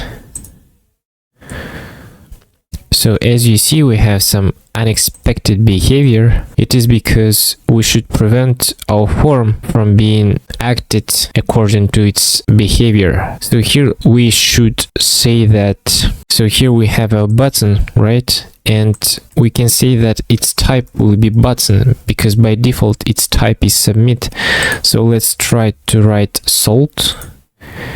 And now we have this salt, and we can add one more ingredient. But if I click add ingredient, as you can see, it's not being added until I write something here. So let's say water, and it is here. Now let's implement functionality for removing. So here it is. On click, we want to say remove ingredient. So let's create function for that.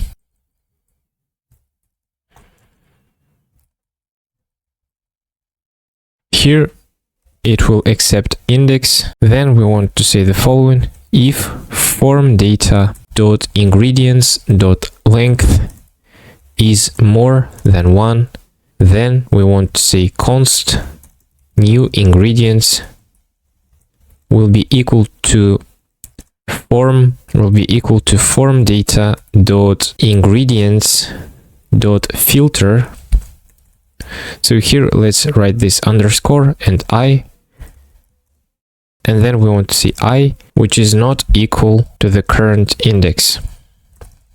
So here in this case we keep all the ingredients whose index is not equal to the index which is passed to this function. This underscore here, so here this represents an ingredient and this represents its index. Then when we do this, if we find a certain index which is equal to the index which is passed to this function, then we want to remove that ingredient which is related to that index. I think that you get it. And now we can call a function called handle ingredient change, because we modify our ingredients, right? We either add it or remove it, so we should call this function anyway. And here let's say new ingredients, so that we update our ingredients with this new ingredients array. And then let's copy this to find the last ingredient. So let's put it here. Okay, and here let's say the following: if there is an error and last ingredient dot trim is not equal to an empty string, then we want to set our error to be empty again. So let's save it. Okay, now I will refresh the page. Let's try to add an empty ingredient. We can't do it. Let's say water. And now, as you can see, we can remove either this. So let's say water, and we can remove it. And now we have this ingredient 1. So I will again say that this button's type will be button, because we again see some unwanted experiences. So I will write salt, and now if I click this remove, it's not being removed. Why? Because when we click this remove ingredient, we need to pass an index. Okay, so let's save it. Now if I click remove, it is still here, right? It is because here I wrote handle ingredient change, but it has to be handle input change. So that's why we had those kind of problems. So now I will refresh the page. Now I will write salt, and now if I click remove, it is removed. Okay, looks like everything is correct. Let's say water. Yes, everything is correct. Now we can keep adding ingredients, as many ingredients as we want. So let's continue. So I'll just create this. So I'll just copy this div, and under this div, I want to put it here. And here, let's say the following. Let's say instructions.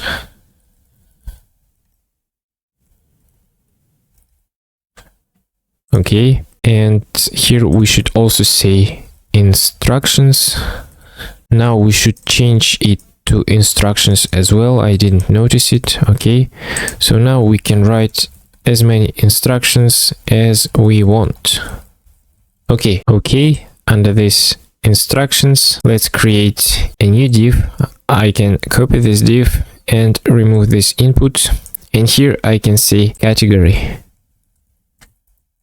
Okay, here let's create a select tag, and its value will be form data dot category. And here on change, we can also use that handle input change function. So let's say handle input change. Here it will be category and the value that we choose. Okay, let's add some styles. So to this select, let's add these styles, and also we should control that our inputs must be required. So here, let's say required. This one should be required as well, and this one too. And the same for this select.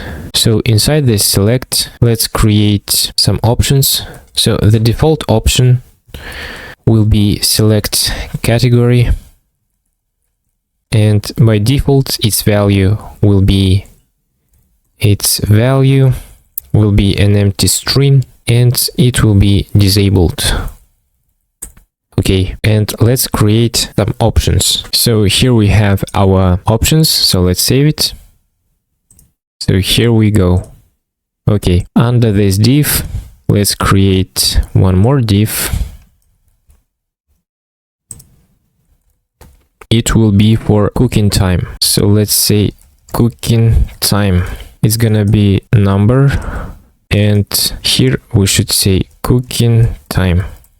For placeholder, we can write the following. We can say, like, for example, 30.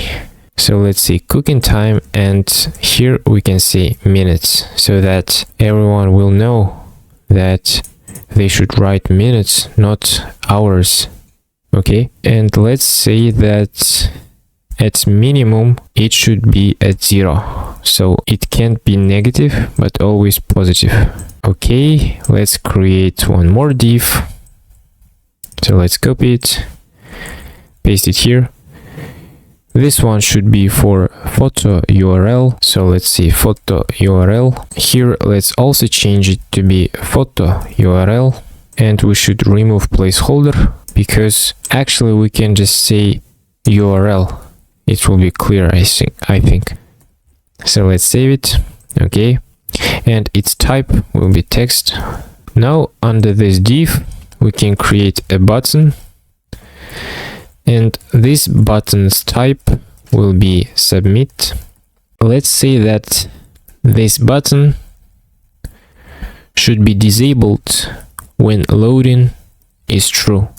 So if loading is true, we shouldn't be able to interact with this button. Let's add some classes to this button, but first of all, here let's write a text. So if loading is true, then we want to say adding and this dot. If not, we can say add recipe. So let's add some styles. Our styles will be conditional, so use curly braces and backsticks. Let's say that background color will be blue, 500, text will be white, padding will be 2, it will be rounded, and on hover we want background color to be blue, 600. Okay, and then if loading is true, then we want to apply the following styles. We want to say that opacity will be 50. Then if it is not true, we should use empty quotes. And also if loading is true, we can say cursor not allowed. Okay, so let's save it. So we have this add recipe. So now if I click add recipe, as you can see, we have this please fill out this field. So let's create a function that will be called handle submit.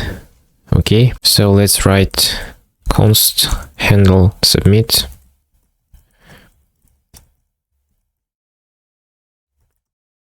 It should be asynchronous. And let's write event, so that we want to prevent the default behavior of our page, so that after submitting form our page refreshes, but we want to prevent this, so we'll write this. And let's say that if there were some errors, we want to reset them, and let's say that loading will be true, and let's say the following. Let's say try and catch block. Here let's say await Axios dot post method. Let's make sure if we imported Axios or not, and we don't need this set. Why is it here? So let's import Axios from Axios. Okay, here we need to provide the correct path. It will be API recipes, and here for title, let's say form data dot title. For ingredients, we can say the following. Ingredients will be form data dot ingredients dot filter. And here we don't want to provide an empty one, and so that's why we write this check-in, right? But anyway, we wouldn't provide an empty one because we have required to be set in that input field. But anyway, I think that it is fine that if it is here, so I will leave it as it is. Okay, for instructions, let's say that it will be form data dot instructions. Then let's say category will be form data dot category.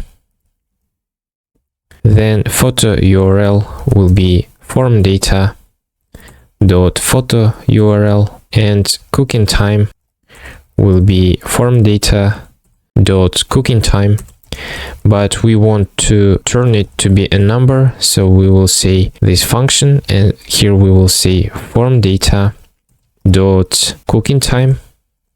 Otherwise we want to say it to be undefined. Okay, and after that, if everything is successful, we can say navigate. So let's say navigate, but first of all we should import use navigate. So let's see, navigate will be equal to use navigate, which comes from React Router DOM. So let's copy it, and here we want to redirect to the home page. Okay, and in case of some errors we can say set error, and here in case of some errors we can say failed to add recipe. And then finally we can say finally, and we want to say set loading to be false. Okay, so let's take this function, and when we submit this form we want to use this function, so let's save it.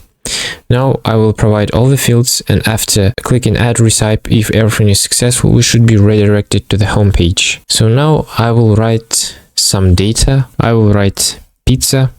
Here I will say water, then I will say salt. Of course I will not provide everything in detail, because here we just want to improve our coding skills. Here I will say what can I say? I can say be in a good mood, listen to music. Okay, so here I think that it can be for lunch. Cooking time will be 15 minutes, and let's find a photo URL, and I will paste it here. So let's click this button, and we have an error. Let's open our console. We have this error 500. Okay, let's find out why. I found out why we had an error. So there are a few things that we should change. So first of all, here make sure that you have form data.title and not form data.value as it was before. Then as for instructions, we want it to be text area, not an input.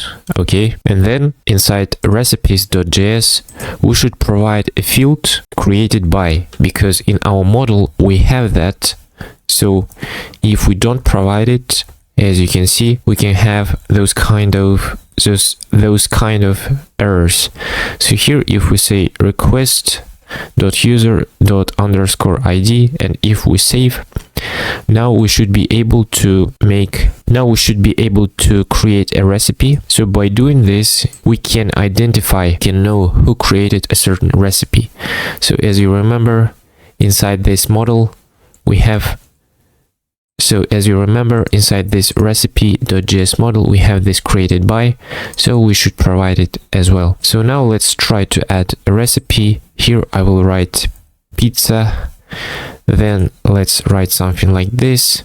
Again, it doesn't really matter, because here we want to learn coding skills and not some other things. Okay, so let's say that be in a good mood and prepare your working space, things like that. Here let's say that it will be lunch and cooking time will be 15 minutes. And now let's provide the photo URL. So I will take it from Unsplash. Here I will write pizza, and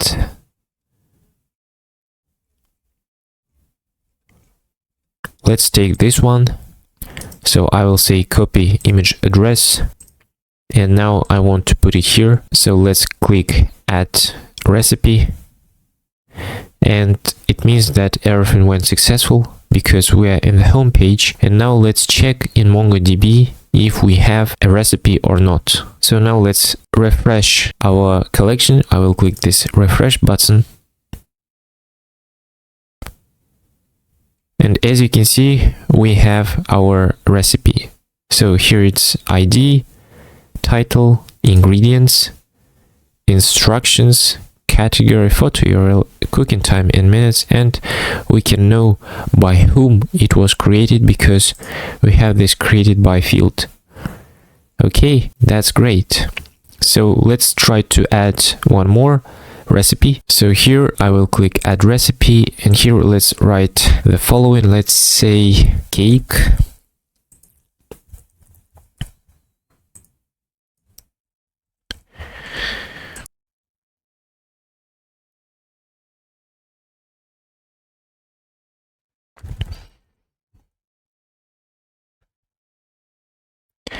Let's say that it will be dessert and cooking time will be 20 minutes. So let's find an image for that. So let's take this one and let's paste it here. So again, let's refresh our recipes collection. And now we have several recipes. Now on the home page, we want to fetch these recipes and show them. So let's do it. So let's open home component. Here it is. So here let's create states.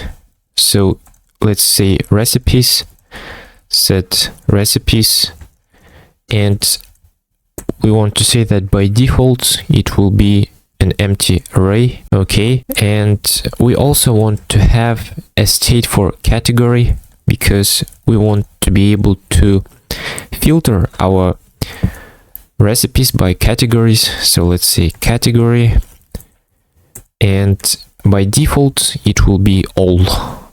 Okay, here let's also create our categories. Let's say const categories. It will be an array, and here let's say all. Then we have breakfast and so on. We have our categories. Now let's apply some styles to this div. Let's say that max width will be 7XL, margin will be auto, and let's say that padding will be 4. Okay, and here we want to create a div that will display our categories. So let's say categories.map. Let's say cat, it will be like a short variant. Here let's create a button. Each button should be unique, and here we can say key will be equal to this category. Here we just want to show category, so let's save it.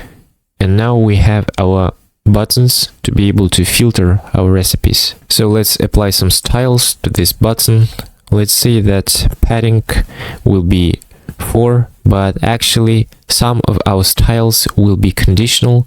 So let's immediately use curly braces and backsticks, and let's say that padding horizontally will be 4, vertically it will be 2, it will be rounded, full, text will be small, and font will be medium. So let's save it for now. Okay, and to this div which contains these buttons, let's apply the following styles. Let's say that it will be flex, flex will be wrap in case we have more categories, and let's add some gap which will be 2, and margin top will be 2. Okay, so here let's say the following: if a category, so a state, if a category equals to a cat, then we want to apply these styles. If not, we want to apply these styles. So if category is equal to this cat, let's say that background color will be blue, 500, text will be white, and here if category is not equal to this cat, let's say that background color will be gray 200, text will be gray 700, and on hover we want our background color to be gray 300. Now if I save, this all button should have a background color of blue. So let's save it, and as you can see, everything as I said. Okay, and of course when we click this button, we should say that we want to set category to be equal to this cat. So let's save it. Now if I click launch, this launch is active. Okay, so now let's create a useEffect function that will run based on a category. So let's say useEffect. Okay, here let's say const fetch recipes. This function has to be asynchronous. Well, actually, this has to be a curly brace. Okay, so here let's say const response will be equal to await Axios. We should import Axios from Axios. Okay, here let's say dot get, and here we should use backsticks, and we should say API recipes, and then we need to provide a category. So let's say if there is a category and category is not equal to all. So if it is true, then we want to say backsticks question mark is like our query, and here we want to say category will be equal to our category. So if it is true, so if category and category is not equal to all, we want to get recipes according to that category. If it's not like that, we just want to return all the recipes regardless of category.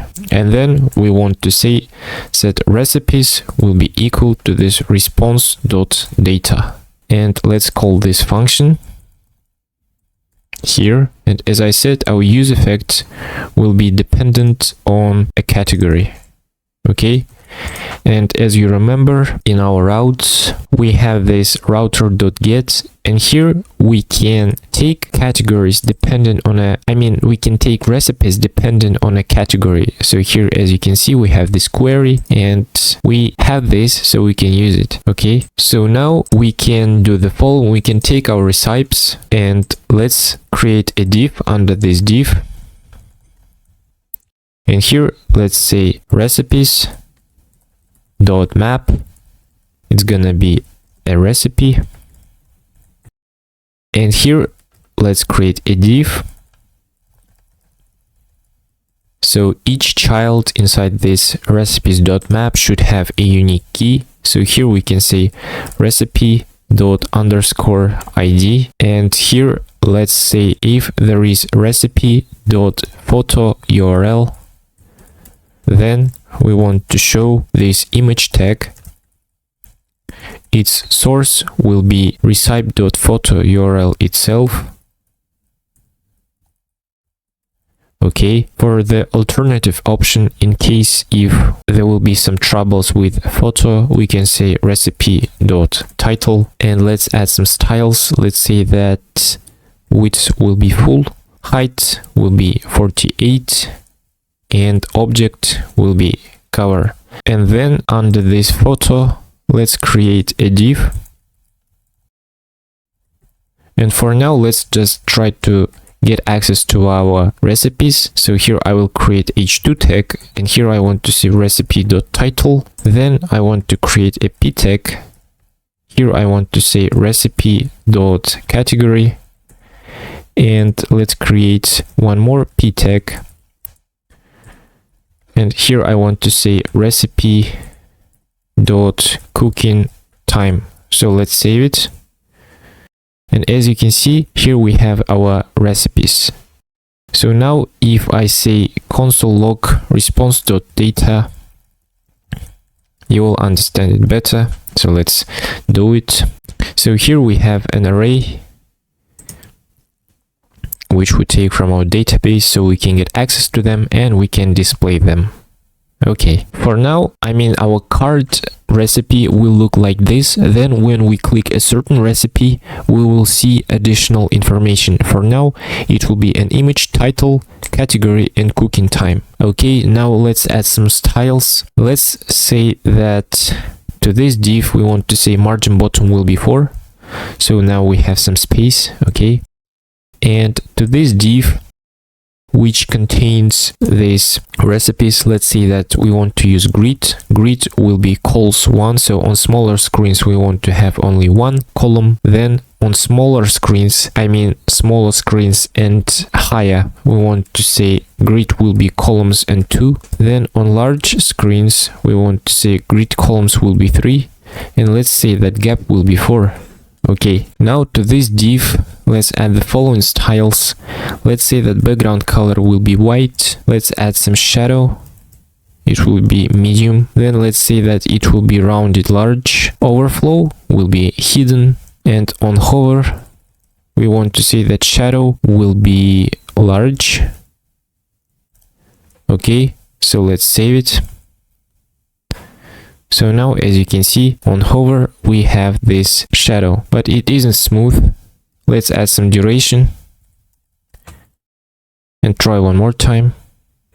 Now it's better. And let's say that it will be cursor pointer, so that everyone knows that he can open it. Okay, so to this div, let's say the following. Let's say that padding will be 4. And then to this h2, let's say that text will be XL, font will be semi-bold. Okay, and let's say that we want the first letter to be uppercase, so we can say capitalize. Okay, so to this category, let's say the following. Let's say that text will be gray 600. Okay. And to this p tag, let's also say that text will be gray 700, and here let's write minutes.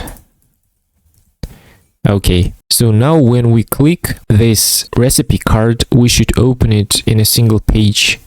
So for that, let's open our app.jsx, and we want to create a page called recipe detail. So first of all, let's create that page. So let's say that it will be recipe detail.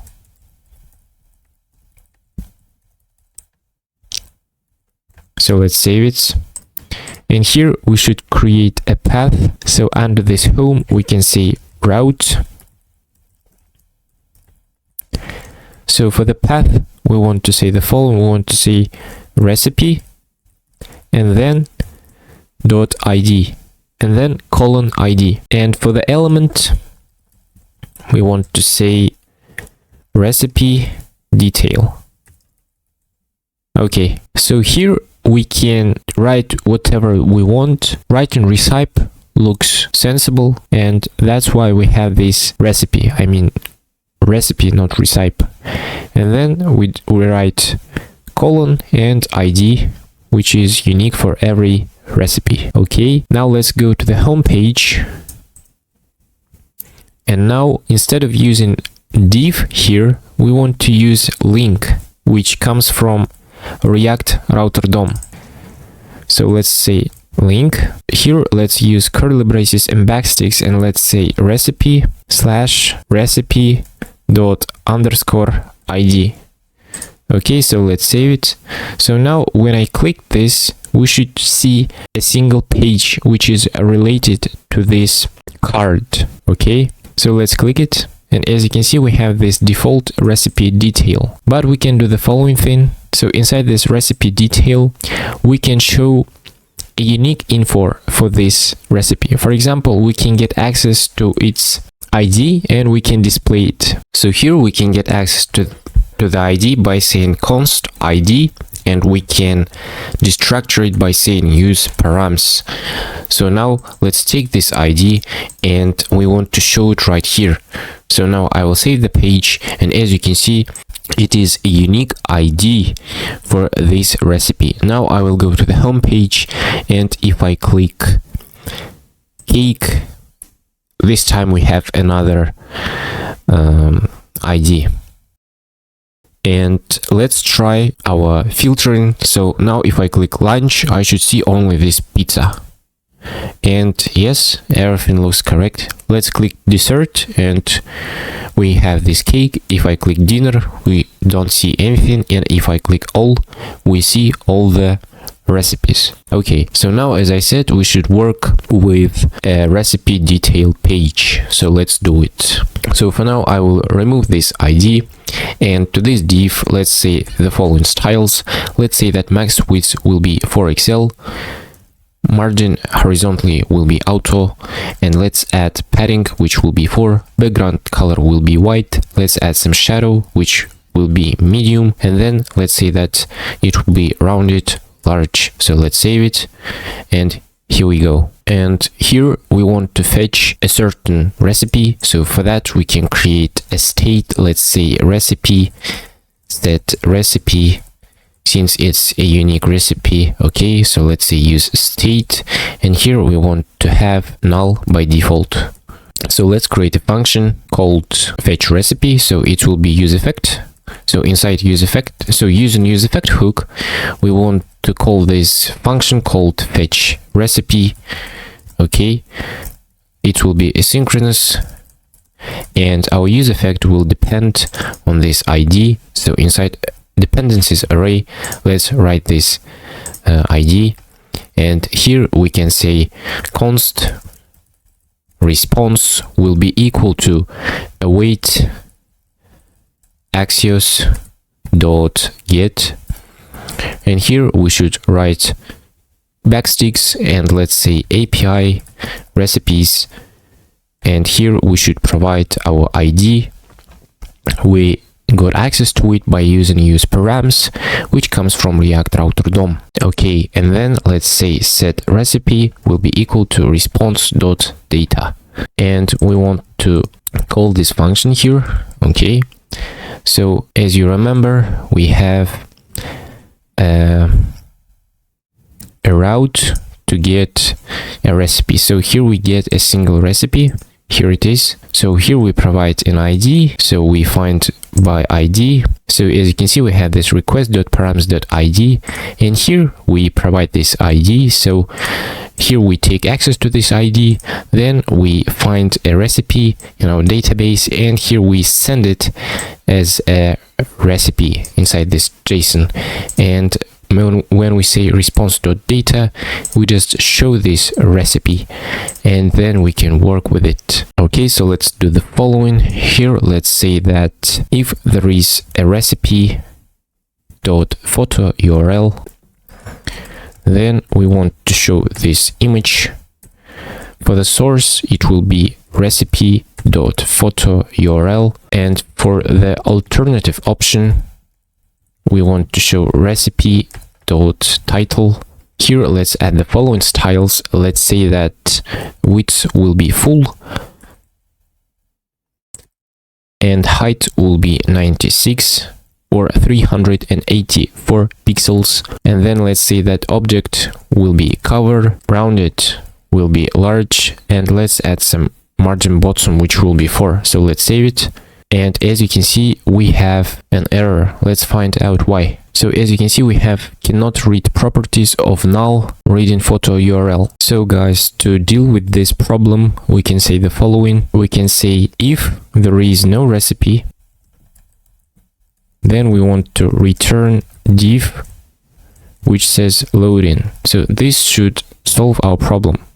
So as you can see, now we have our image. So why was there a problem? It was because we tried to get access to this photo URL before we got a recipe actually. So first of all, we need to make sure that we got a recipe and only then we can say recipe.photo URL. So that's why we had null error, because we didn't have a recipe first, but we already tried to get access to that image. But now we say if there is no recipe, then we want it to be fetched, and only then after we have a recipe we can get access to its parts. Okay, let's continue. Here under this recipe.photo URL, let's create a h1 tag, and here I want to say recipe.title. So here it is. Let's add the following styles. Let's say that it will also be capitalized. Let's say that text will be 3XL, font will be bold, and let's add margin bottom, which will be 4. Okay, now let's create a p tag. And here we want to show a text which will be category, and here we want to say recipe.category. So let's save it. Here it is. And here we can write a colon so that everything will be clear. Let's add the following styles. Let's say that text will be gray 600 and margin bottom will be 4. Now let's do the same for cooking time. So I will just copy it. And here I need to say cooking time and cooking time. Okay, and here we can say minutes. Then under this p tag, we can create h2 tag and say ingredients. And here we can create unordered list tag. And here let's say recipe.ingredients.map. Here we want to have ingredients and index. So here for each li tag, let's say that key will be index, and here we actually want to show ingredient. So here we should say ingredient, and here we should say ingredient as well. So let's save it. Now we have our ingredients. So to this h2 tag, let's add the following styles. Let's say that text will be Excel, font will be semi-bold, and margin bottom will be 2. Okay, to this unordered list, let's add the following styles. Let's say that padding left will be 6, margin bottom will be 4, and let's say that list will be disk, so we will see these circles. Okay, now let's create the same for instructions.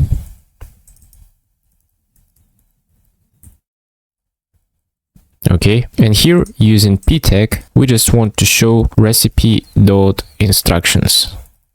And let's apply these styles. But here let's say that text will be gray 700. So here we have these instructions. Okay, now let's go to the home page, and from here let's open this cake.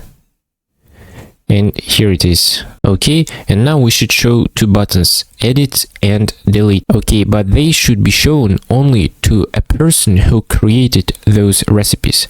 If I created this recipe for cake, then I can edit and delete it. But if someone else created this recipe, I shouldn't be able to edit and delete them. So to distinguish that, to know who created, we can do the following. First of all, let's get access to our user from Auth context. So let's say user will be equal to this use context, and here we can say Auth context.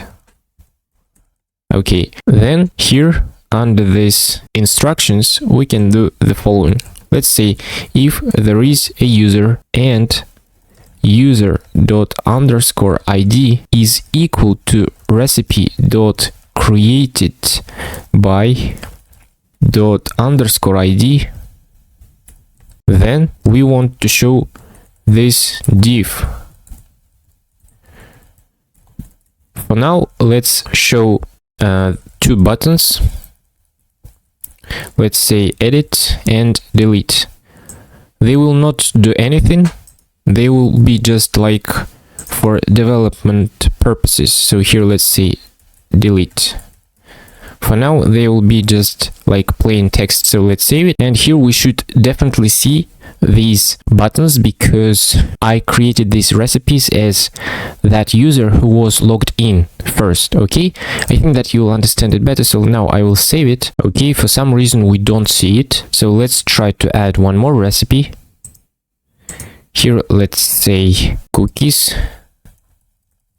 and some data.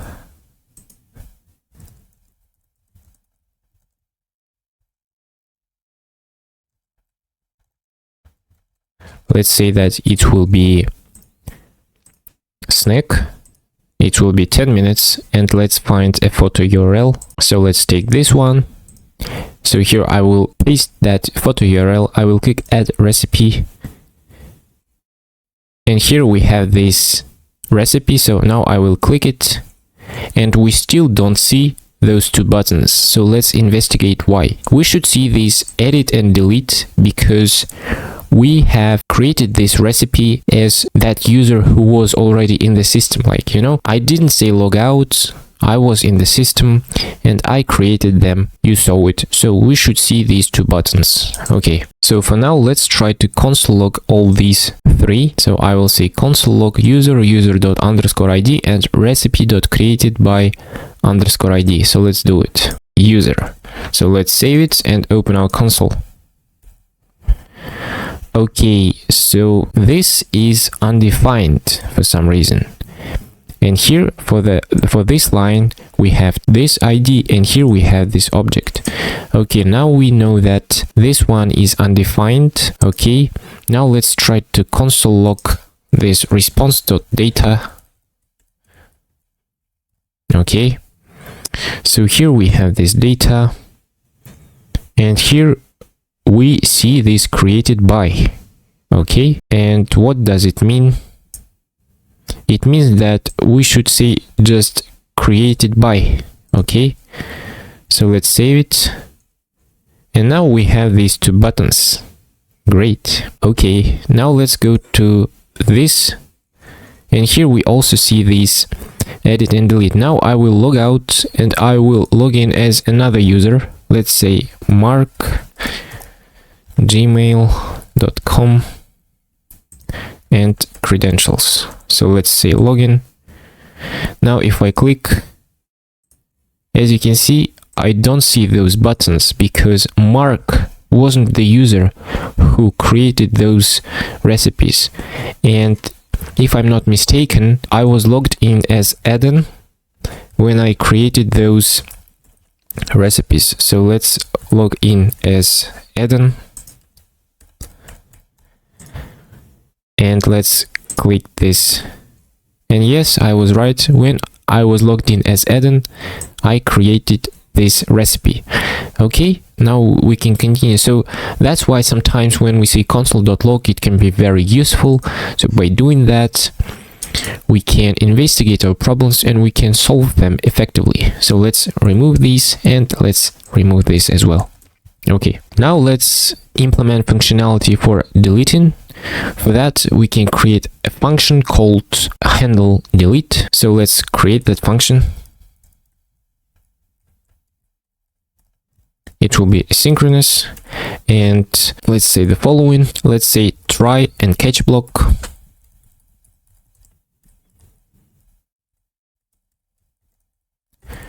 Okay, here we can say await Axios dot delete, and here we should write API recipes and an ID. Okay, and if everything went successful, we can navigate a user to the home page. For that, let's say const navigate will be equal to use navigate, which comes from React router DOM. So let's copy this navigate, and here we can say navigate to the home page. And in case of some errors, we can say console.error, and here let's say error deleting recipe, and here let's provide our error. Okay, now we need to take this function, and when we click this button, we should call this function. So now I will click delete, and as you can see, we successfully deleted our recipe. We implemented functionality for that. Okay, now let's handle this edit. So I will open this recipe, and when we click this edit, we should do the following. Actually, we want to have a separate page for editing. So let's open this app.jsx. But first of all, let's create a page which will be called edit recipe. Here, let's save it. And here under this add recipe, we can say route. Let's say that our path will be like edit recipe and an ID. And for the element, we should provide that edit recipe, which we just created. Okay, so now inside recipe detail. Okay, now we can wrap this button in a link which comes from React Router DOM, and here we want to say to, and here we should provide our path. So let's say edit recipe and our ID. Okay, so let's save it. Now, as you can see, we have an error. Maybe we didn't import this link. So let's see. Yes, we should import link from React Router DOM. Okay, now let's click this edit. And as you can see, we see this page. Okay, but before that, let's add some styles to these two buttons so everything will look good. So first of all, to this div which contains these two buttons, let's apply the following styles. Let's say that it will be flex, and let's add some space which will be 4. And to this button, let's apply the following styles. Let's say that background color will be yellow 500, text will be white, padding will be 2, it will be rounded, and on hover we want to see background color yellow 600. So let's save it. Here it is. And we can just copy these styles and paste them here. And here we can say red, and actually here I need to say yellow. Okay, so let's save it. Okay, now it looks better. So now we implemented functionality for deleting, and now let's do this edit. So when it comes to this edit recipe page, now we can copy this app recipe component and we can put it inside this edit recipe, but of course we need to make some changes. So here we should say edit recipe. Okay,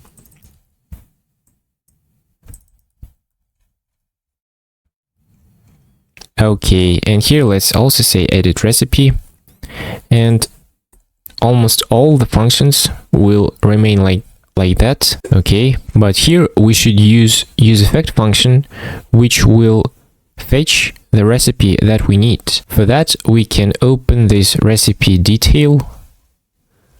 So let's copy this, and here we can use it. So let's put it here, and in this case we want to say set form data. Okay, and let's see what we have here. Yes, we also have form data here. So here we want to say set form data, and we want to say title will be equal to response.data.title, and for all the other properties. Actually, I think that we can copy it from this add recipe. So let's see. Maybe we already have it. Yes, we can copy this and let's put it here. But almost everywhere we should write response dot. And here we should just say response.formData.cookingTime. And here we can also say response.data ingredients. Okay, that's it. For now, let's try to save and see what we have. We have a lot of errors probably. Yes, we have use effect not defined and things like that. So let's import it. Okay, and we also have this ID is not defined. So let's say the following. Let's say const. We want to take this ID from this use params. Okay, now we already have this form, which is good. Now we have this error, cannot read properties of undefined reading title. For that, we can use the same trick which we did here. We can copy this and we can put it here. So let's put it here and the error should be gone. Now we have recipes not defined. So in this case, we can say form data. And we still see this error. It is because we should say data and not form data. Okay, I didn't see it. Why? I don't know. So let's save it. Okay, as you can see, now we already have these fields which are filled up for us. Okay, and now after refreshing the page, that error is gone. Great. So we can make some changes here. We can say prepare working space, call your friends, be in a good mood with pure intentions, and so on.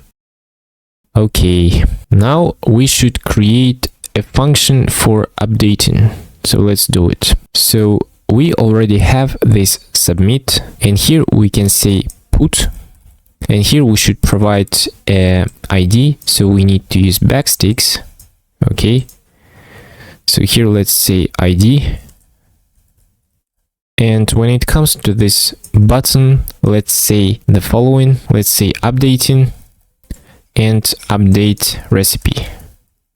And in case if everything is successful, we should go to the home page. So now let's save our file. And as you saw, this text which I wrote here is gone because I refreshed the page. But now I will also write some text.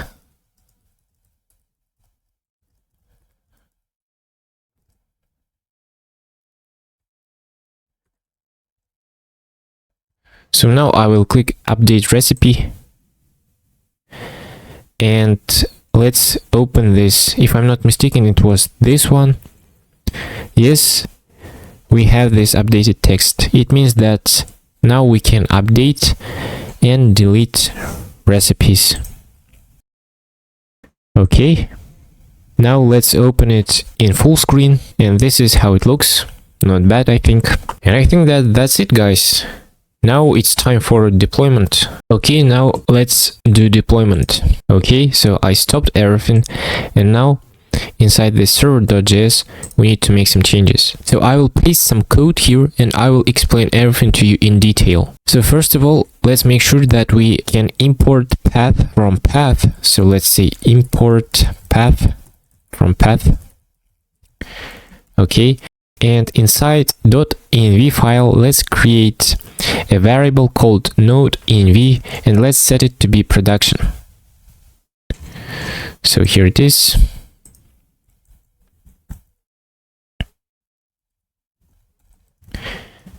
Okay, let me explain why we need it. We need it for deploying. So here, if process.env.node_env is equal to production. So this code checks if the environment variable node.env is set to production. So this variable is used to differentiate between development, testing, and production environments. Then we have this app.use express static. It tells Express to serve static files such as HTML, CSS, JavaScript, and images from a specified directory. Here we have path.join, dir name, then /frontend/dist. It constructs the absolute path to the frontend dist directory, which will contain the built or compiled files of a frontend application. So on our deploying service, we will write a command npm run build, and then it will create dist folder inside this frontend folder, and from there it will use those static files. So this line, in a nutshell, makes the contents of the frontend dist directory available to clients via HTTP requests. And as I said, for now we don't have this dist folder, but it's gonna be done when we run npm run build on our deploying service. So we will have this dist folder inside this frontend folder. Now, as for this, we have app.get. So this app.get and splat defines a route that matches any GET request. So this splat is a catch-all route pattern in Express. Previously, before Express 5 version, we could write only this sign, only this asterisk, only these asterisks, but from version 5 and higher we need to write splat so that during deployment everything will be correct. And for any request that doesn't match a previous route, the server responds by sending the index.html file located in the frontend dist directory. So all this is commonly used for single page applications. So the frontend JavaScript handles client-side routing, so all routes should return the same index.html. So in summary, this code sets up an Express server to serve a frontend application's static files and handle all routes by returning the main index.html file, but only when running in a production environment. It can be overwhelming, but if you try to understand it, I think that you will understand it. Okay, and now inside this package.json, we need to make some changes. So inside this root, inside this package.json, we should do the following. So here, let's say build, and as I said previously, okay, and here let's say npm install. So it's gonna install everything in the root. So by saying npm install, we install all the packages in the root. Then we need to say npm install, and we should do it inside frontend folder. Then we need to say npm install inside frontend folder. So inside frontend folder, we'll have these node modules and these package.json files. Okay, and then inside frontend folder, we want to say npm run build, and it will be inside frontend folder. So as I said, we need to write npm run build. So inside this frontend folder, we will have a folder called dist, and I said why we need it. And this start, it can run in production. So let's write backend server.js. So this script dev only for development, this is for building, and this is to start our application. Okay, I think that it is clear. First of all, it installs everything in the root, then in the front end, then by saying npm run build, it creates a dist folder. And then this start, it starts our application, this builds our application, and this script is for development.